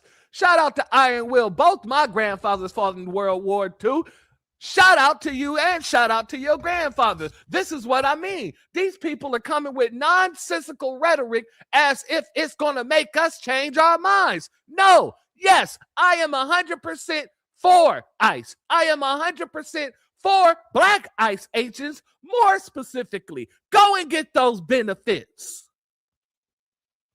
Go and get that $50,000 hiring bonus. Go and get that money, boo-boo. Make that money, don't let it make you. Yeah, you can be mad all you want, sniveling tethers. Cry harder. Cry harder. Shout out to our good brother Still Kevin Trees in the building. Much love to you and thank you for being here, as well as Barry Bell in the building. Much love to you. Thank you for being here as well, good brother. As well as E-Town in the building. Much love to you, family, and thank you for being here as well. Yeah, family, y'all got me messed up. Black people in America, foundational black people, we have the right to whatever job we see fit. We built this whole damn country. Period, point in black. And if you don't like it, take your ass back. Otherwise, you might just see an ICE officer knocking on your door who's black.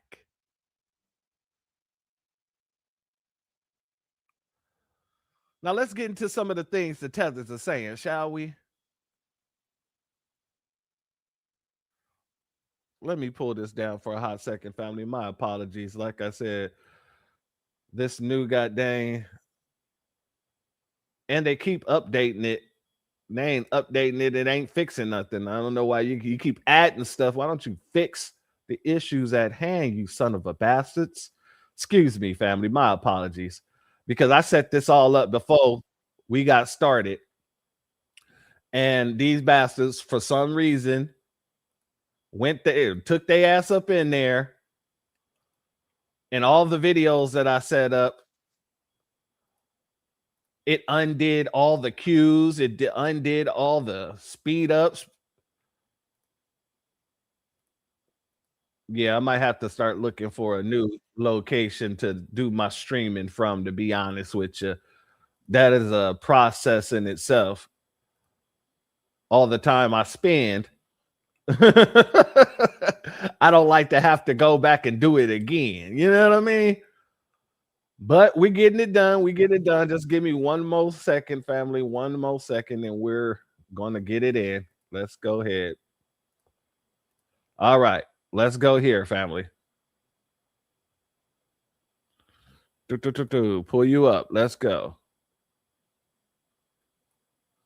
Interesting to me that as soon as ICE agents take their mask off, the ICE agents that we see all over the cameras are black ICE agents. And that just doesn't sit well with me. We've seen white masked ICE agents for over a year, slamming people down in the street, shooting people, killing American citizens. And not one of these ICE agents in any of these videos has been black. But all of a sudden, now that the masks are off, all of the ICE agents are black. And I'm not saying there's anything wrong with a black person working for ICE. I'm not going to tell a black person to turn down any job when black people are the most unemployed demographic in America. And honestly, it used to be a respectable job to work for ICE. But this administration has turned it to trash because they turned everything to trash. And also, you can work for ICE and still go into that voting booth and vote the right way. I just think it's very interesting that as soon as the masks come off, all the agents at these airports are black. And that seems to be very intentional. It's very interesting to me that it's shout out to our good brother. Only us can't hold back greatness, bro. Church, much love to you. No, they can't. They can try, but we still gonna get it in. And shout out to Still Kevin Trees. He says, my grandma have a rug like that. I know the woman that make these rugs. Shout out to you. Let's go here, family. This is what we mean when we say all skin folk ain't kinfolk. Because y'all, I want y'all to hear what she said. I'm gonna slow that down a little bit. This is what we mean when we say all skin folk ain't kinfolk. Because y'all, ICE agents don't have their mask on in the airports today. And the amount of black and brown ICE agents I've seen, Lord. Exhibit B. Exhibit C right here. Like, I know things are rough, but out of all of the government jobs that y'all could get, as people of color, y'all couldn't pick something else. I don't know. It's not doing it for me. This is what we mean when we say all skin folk ain't kinfolk. Ma'am, you are the skin folk that isn't kinfolk in which we speak of. Let me say that again. You are the skin folk that ain't kinfolk in which we speak of. Let me say it one more time for the people in the back. You are the skin folk that ain't kinfolk in which we speak of. Notice how this woman tried to say there's so many government jobs that you can go and get. Why did it have to be ICE? Because it was offering $50,000 for a sign-on, God dang it. And even if it wasn't, that's my damn business as a foundational Black American. If I want to go and become an ICE officer, if I want to go and become a border officer, if I want to go become a police officer, if I want to go and become a firefighter, if I want to go and become a trash man, that's my damn business. And my ancestors fought in this damn country to make sure I had the right to do so as a non-deportable. Y'all need to go and concentrate on your own damn communities. Don't bring us up with black and brown, but then you showing all these black folk like we're the problem. No, if anything, it's the Latinos who's working for ICE that's trading on their people. Go and do 3-hour diatribes about that. Don't talk to us about that. Our ancestors quite literally fought for our right to become any type of officer, agent that we want to be in this country. To work anywhere within government, from the local to state or federal.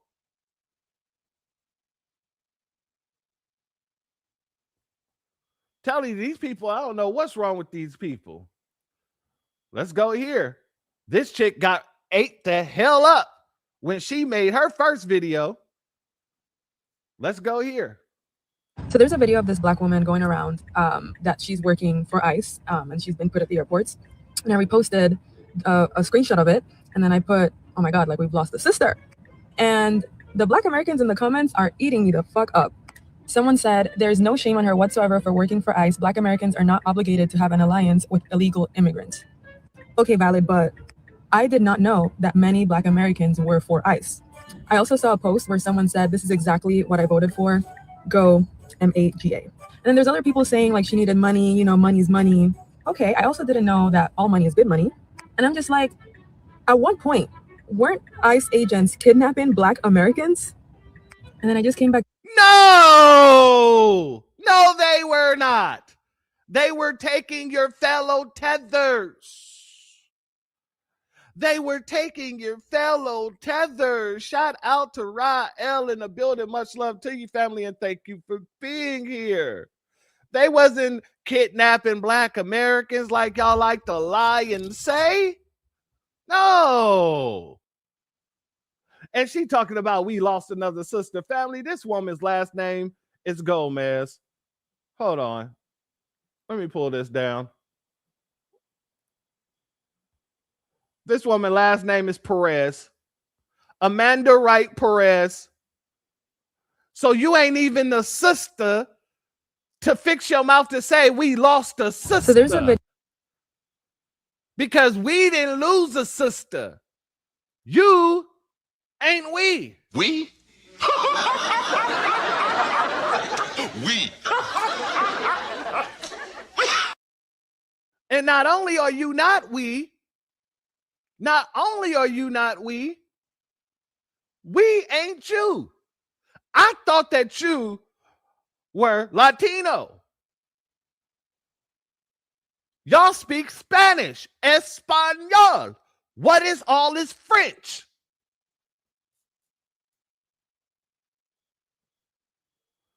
So yeah, people got on their head, including myself. Let me see if I find my comment, or maybe she deleted it because I told her straight up to mind her bull ring and stay the hell up out of FBA business, because we fought for this country. We built up this country, and we can get whatever job we want to in this country. And if you don't like it, take your ass back home. And now that I think about it, because of the way TikTok is, they probably removed my comment just for the take your ass back home statement. Shout out to our good sister, Faith Speaks Life, for your Cash App donation. Your donation is blessed tenfold, and I appreciate your contribution as always, my good sister. And let me also, I got to do this because the last broadcast, family came in and dropped in a couple of Cash Apps right after I ended the broadcast. So I want to give a B1 salute, a certified B1 salute, and a shalom to our sister Faith Speaks Life for the last time you dropped the Cash App for the last broadcast, as well as our good brother Cyberdyne 100 for the last broadcast as well. Much love to each and every one of you, and I appreciate your contributions as always, family. Now, let's go here. They can convince me that the black ICE agents are doing their job correctly. They're quite literally there for a check. Ain't no way. Oh, out there with them, with the people. I don't see them knocking down a Mexican, Latino, nothing. I don't see them guarding nobody until they have to. Just FYI. Yeah, they there for a check. That's it. Because why else would they be there? We black people really have no dog in this fight, and I am not knocking anybody's profession. But when the money right, the money right. Everybody got to live, and in this economy, you got to do what you got to do. So while I'm not happy about seeing the black ones, I understand. What? You also can't convince me that they're taking their job seriously. Not at all. This is wishful thinking from another tether. First and foremost, you don't know what their motivation was to go and get that ICE job. I keep bringing up the $50,000 advance or the $50,000 signing bonus. But the fact of the matter is, many people could just be patriotic enough to say, I'm tired of seeing these goddamn illegals bum rushing our goddamn border and nobody doing nothing about it. And since they're offering this type of job, let me go ahead and do that. At least I can be a help to this. I could be a part of the solution and not a part of the problem. There's many people that look outside their window and see a bunch of people and say, you know what, maybe I should go ahead and get an ICE job. I'm one of them. If I could pass the health requirements, I would 100% go and get an ICE badge. Even though I'm studying law and I'm trying to get through law school and all this other stuff, I would 100% still go and get an ICE badge while I'm doing all of that. And the $50,000, that's just a bonus. I would just do it on GP. So why this woman running around talking about, I don't think that any of the black ICE agents are doing their jobs. You can't tell me that they're doing their jobs. They're probably only doing the bare minimum. Wishful thinking. Now, family, I got a couple more here, but I'm not going to play them because, you know, it's just more tether babble, and we're almost finished here. And I might have to do the Drewski situation tomorrow. I think that's what I'm going to do. I think because I have a couple more things, a couple more topics here. So I think we'll end off on this one, but I do want to get to the family, the grassroots, and what had to be said. Let's go here first and foremost. To take a couple of deep breaths before I decided to react to this video, because I have to be very careful as to what I say on my TikTok account. But the amount of disrespect and manipulation tactics that are coming out of a lot of these Black immigrants, especially for some reason, is really it's really starting to blow my mind. The way that a lot of, and let me address this you should know better bullshit that I'm starting to see floating around a lot. Y'all should know better. That's a very condescending statement to make. The whole approach that I'm noticing with a lot of these Black immigrants, especially, their approach to us is very, it's almost like they're talking to us like we're their child, like we're a child that needs to be schooled on something. Like they have some type of knowledge about this country when they got here 5 minutes ago that we need to be educated on because they know more than us because we're beneath them. It's very condescending. The whole tone, like you're talking to somebody that you view as beneath you or low or underneath you. I'm very good at reading people's energy, and that's the whole energy that this video is given. I'm actually play the second half of what he said here in a second, but this is not the only video that's been circulating these past couple of days about talking about Black people shouldn't be ICE agents. Why not? Why are so many people approaching Black Americans as if we're supposed to be Captain Save-A-Hole to the immigrant world? And we're just like the scapegoat for everybody, supposed to help everybody out and have no loyalty to the country that we came from and not what, like, I really don't understand this. And it's like ICE agents make a lot of money. Why not become an ICE agent? Why not? What's wrong with working in law enforcement? What's wrong with that? So Black people are the only ones that can't be law enforcement officers? And get full benefits? My bad, family. I didn't mean to interrupt her there, but I just had to make sure they get full benefits. Why the hell wouldn't they? Why wouldn't we go get those jobs? Damn it. They get full benefits. We the only ones who can't take the job?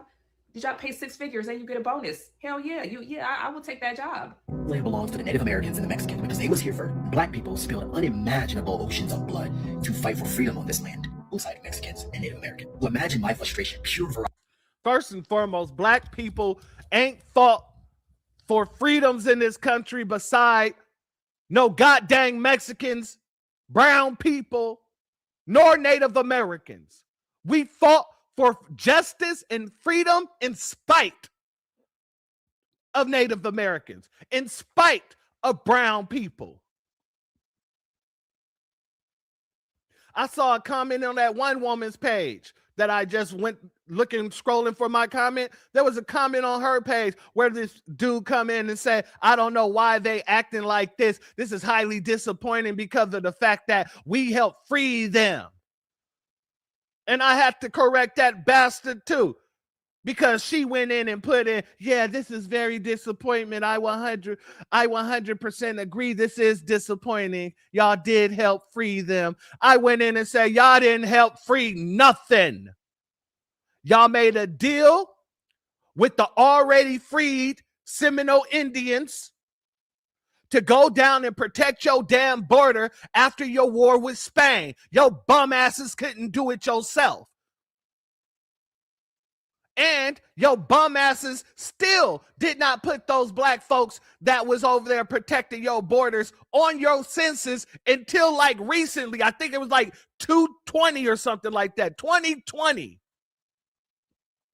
Y'all put the Black Seminoles out there in goddamn Mexico on your goddamn census. So miss me with this, they was fighting with us to help free us nonsense.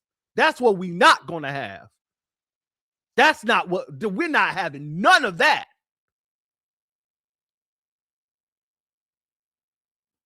And anguish that I have for Black people who dares to be a fucking ICE agent. As a Black person, there are some lines that you cannot cross, and this is one of them. Well, first of all, we don't give a fuck how you feel because obviously you don't respect us anyway. Second of all, I noticed that every time somebody brings up this Native Americans were here first, Mexicans were here first argument, it's always a way to try to make Black Americans feel like we are less American or that we're not American or that we don't belong here. Hence this argument that we shouldn't be ICE agents because they feel that we don't belong here anyway. You know, we're just like we're just immigrants like everybody else. We're just the immigrants that don't actually know where they came from because, you know, I guess they think that, you know, like in that movie Men in Black, somebody just grabbed us up and then they flashed that little flashy thing in our eyes and we just forgot who we were. Somebody just rewrote us a whole new memory. I don't know. I guess that's what they think happened, but they don't think that we're Americans or we're just not American enough because we're Black, because we're not Mexican, we're not Native American Indian. So we're just not American enough. You cannot school Black Americans about nothing in regards to this country if you are an immigrant. Not sorry for saying that. We don't need your advice. We don't need your condescending statements and lectures. We don't need you to try to school us on nothing. Half the time when y'all talk about rights and shit like that, you're taking a play out of our people's book. So you can't school us because you're trying to be like us. You're trying to do the things that we do.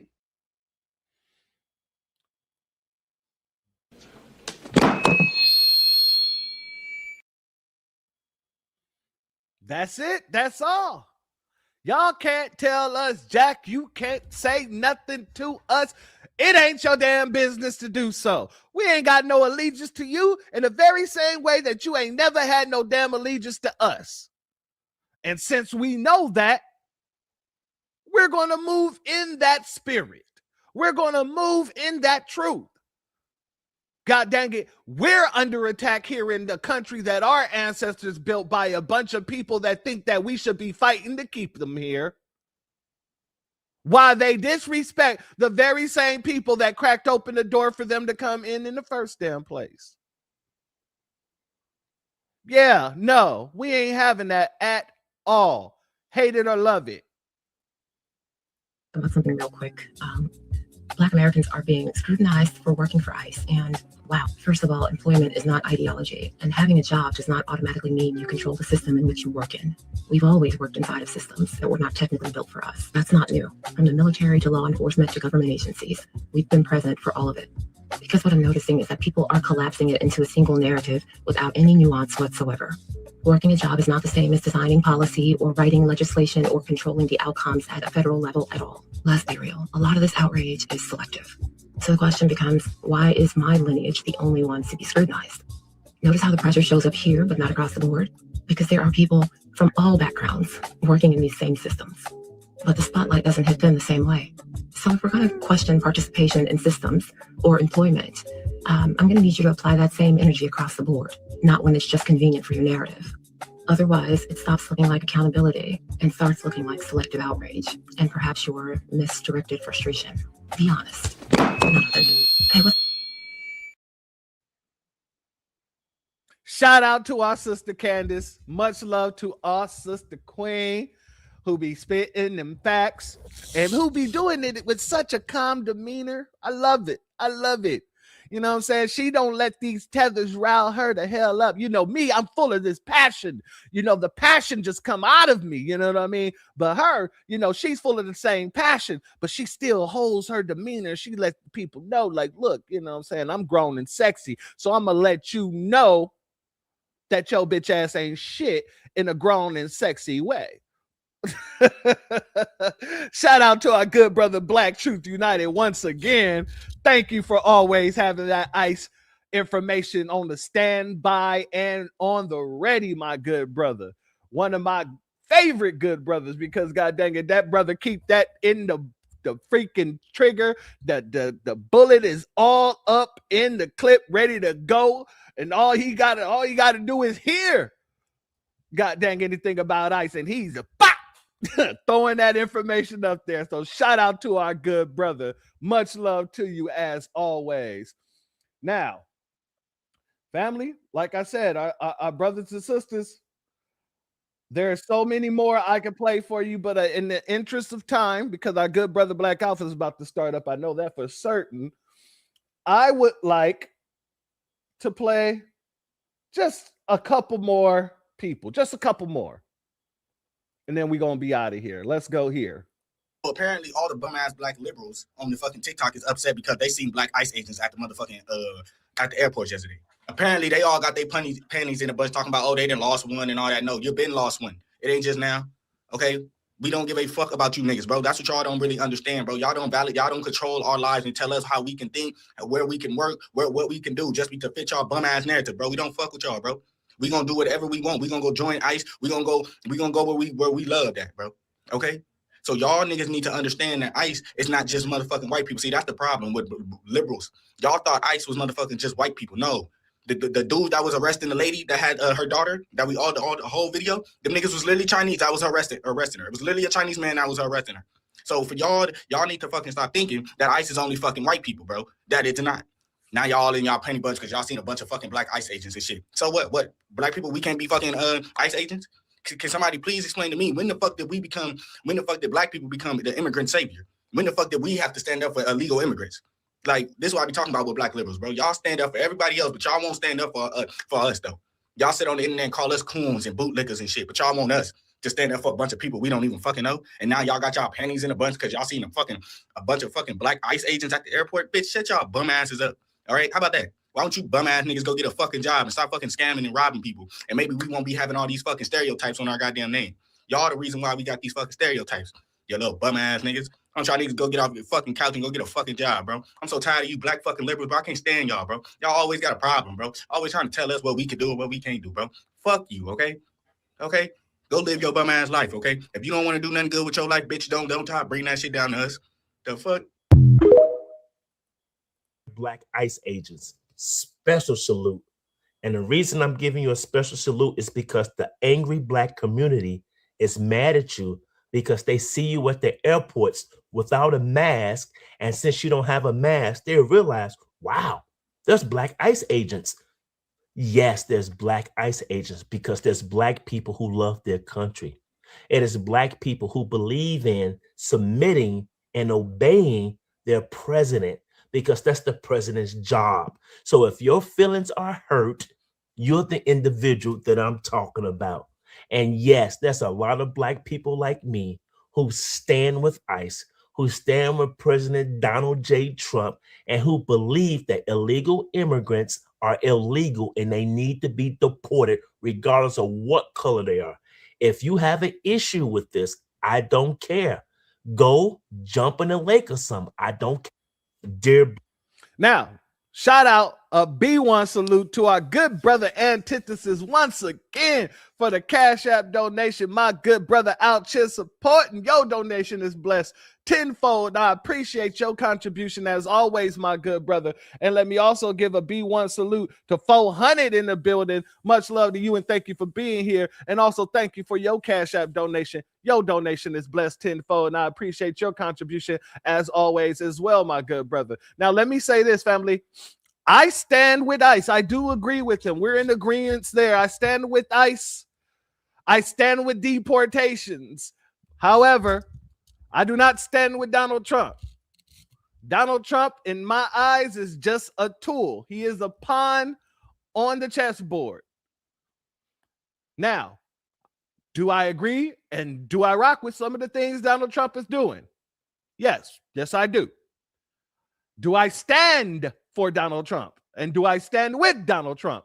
No, I do not. See, I just want people to understand the differences between someone who actually stands for their people and people who only stand for their people when it's beneficial to their party.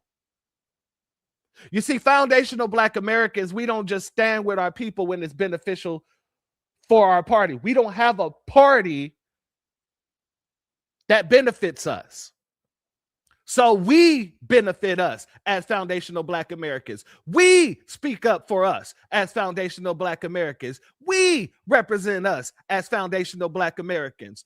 I don't stand with nobody but foundational Black Americans. Let me make that very clear. Let me say that 2 more times like Dr. Umar. I don't stand with nobody but foundational Black Americans. I do not stand for nobody and with nobody but foundational Black Americans. We're the only people that's had our arms open to everybody trying to be the let's build coalition type people. And now all that shit is shut down.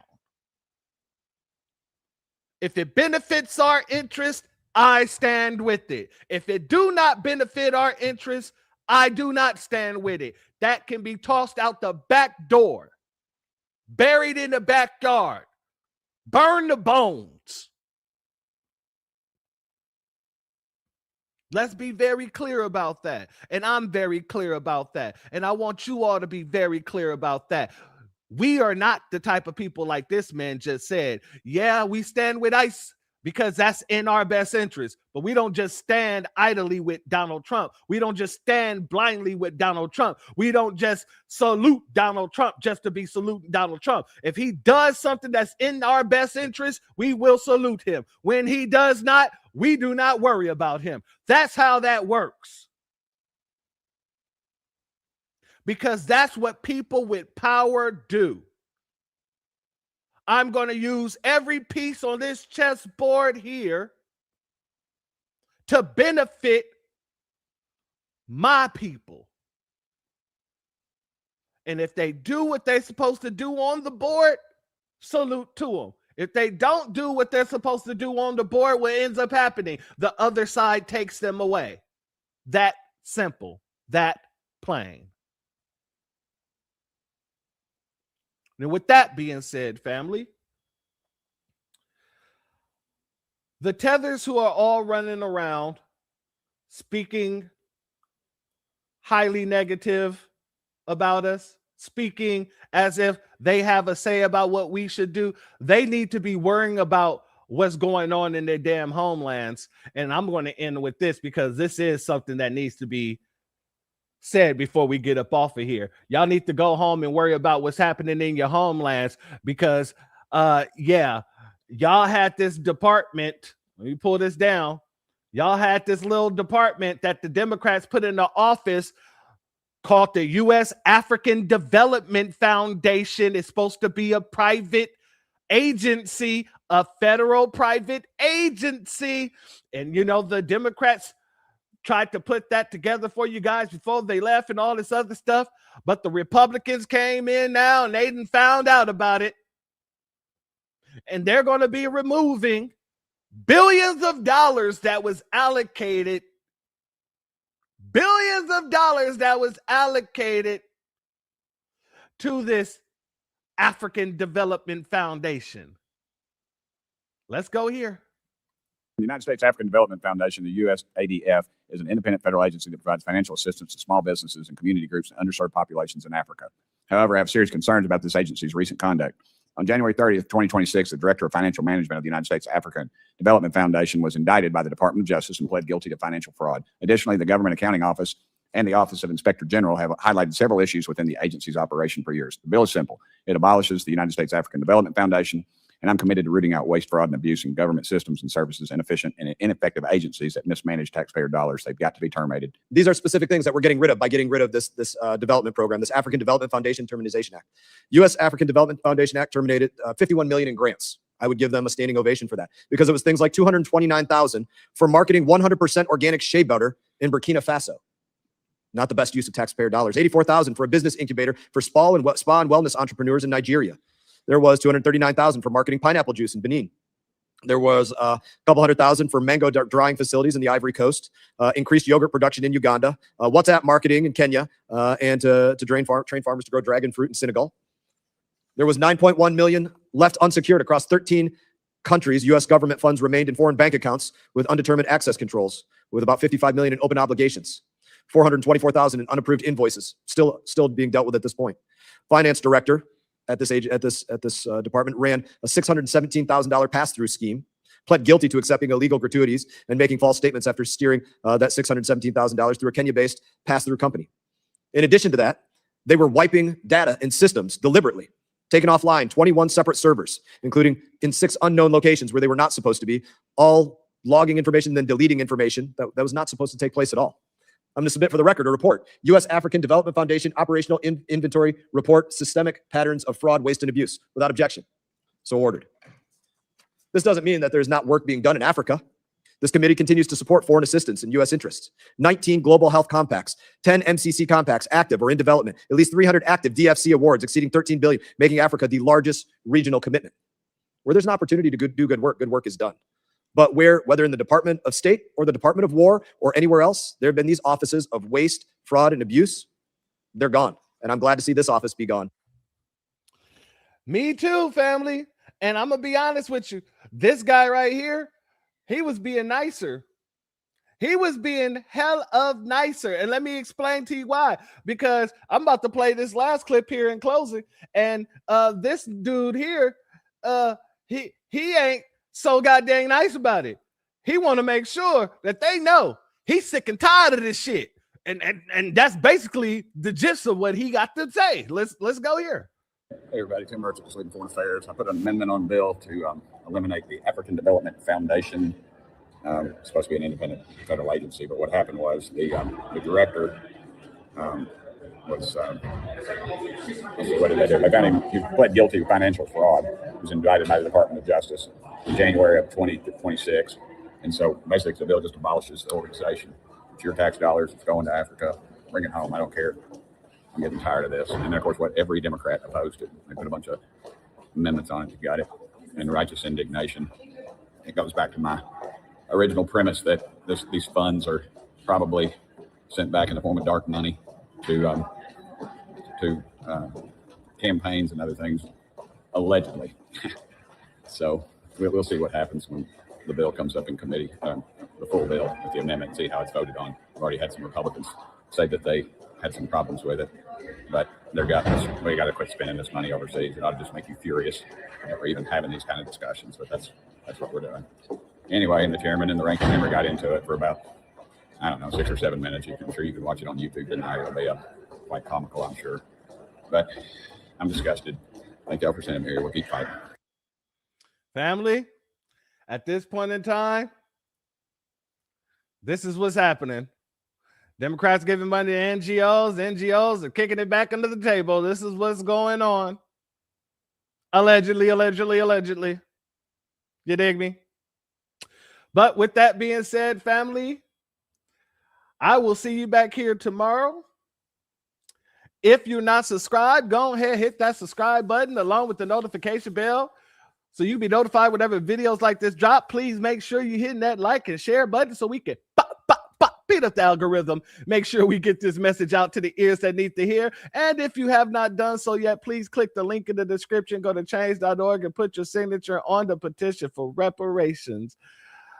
Let me give a B1 salute to our sister C. Terry in the building. Much love to you and thank you for being here. And thank you for your super sticker. Your donation is blessed tenfold. And I appreciate your contribution as always, my good sister. Let me give a B1 salute to each and every one of you, all those who are here, all those who had to leave, all those who donated, whether by Cash App, Super Chat, PayPal, or anywhere else. Shout out to each and every one of you, all my mods, all my members, all my patrons. Much love to each and every one of you. And with that being said, I will see you back here tomorrow. Shout out to our sister Starte Jones just popped in. I will see you guys back here tomorrow, and we will continue on with the news drop. There's a couple more things I do want to talk about. So we'll talk about what's going on with the war. We'll talk about the Drewski situation. But with that being said, family, enjoy the rest of your FBA Friday. I'll see you over in Alpha Space. Much love to each and every one of you. Shout out once again to my good brother, Black Truth United. With that being said, the doors of the church are now closed. Peace. My grandfather built this country, man. He fought wars for it. And most places he went wouldn't let him sit down and get a cup of coffee. I can't even catch a cab in New York. You know, it doesn't matter how many degrees I get. All you people see is color. Your grandfather was an immigrant. You're American. My grandfather was born here, Duke. And you people still look at me as just another nigga. I know that the government, whatever, can't stand us black people. He's doing everything in the world to make black man be extinct. But I'm going to tell you one thing. Us black people going to survive. Yeah. So fuck everybody. I'm off.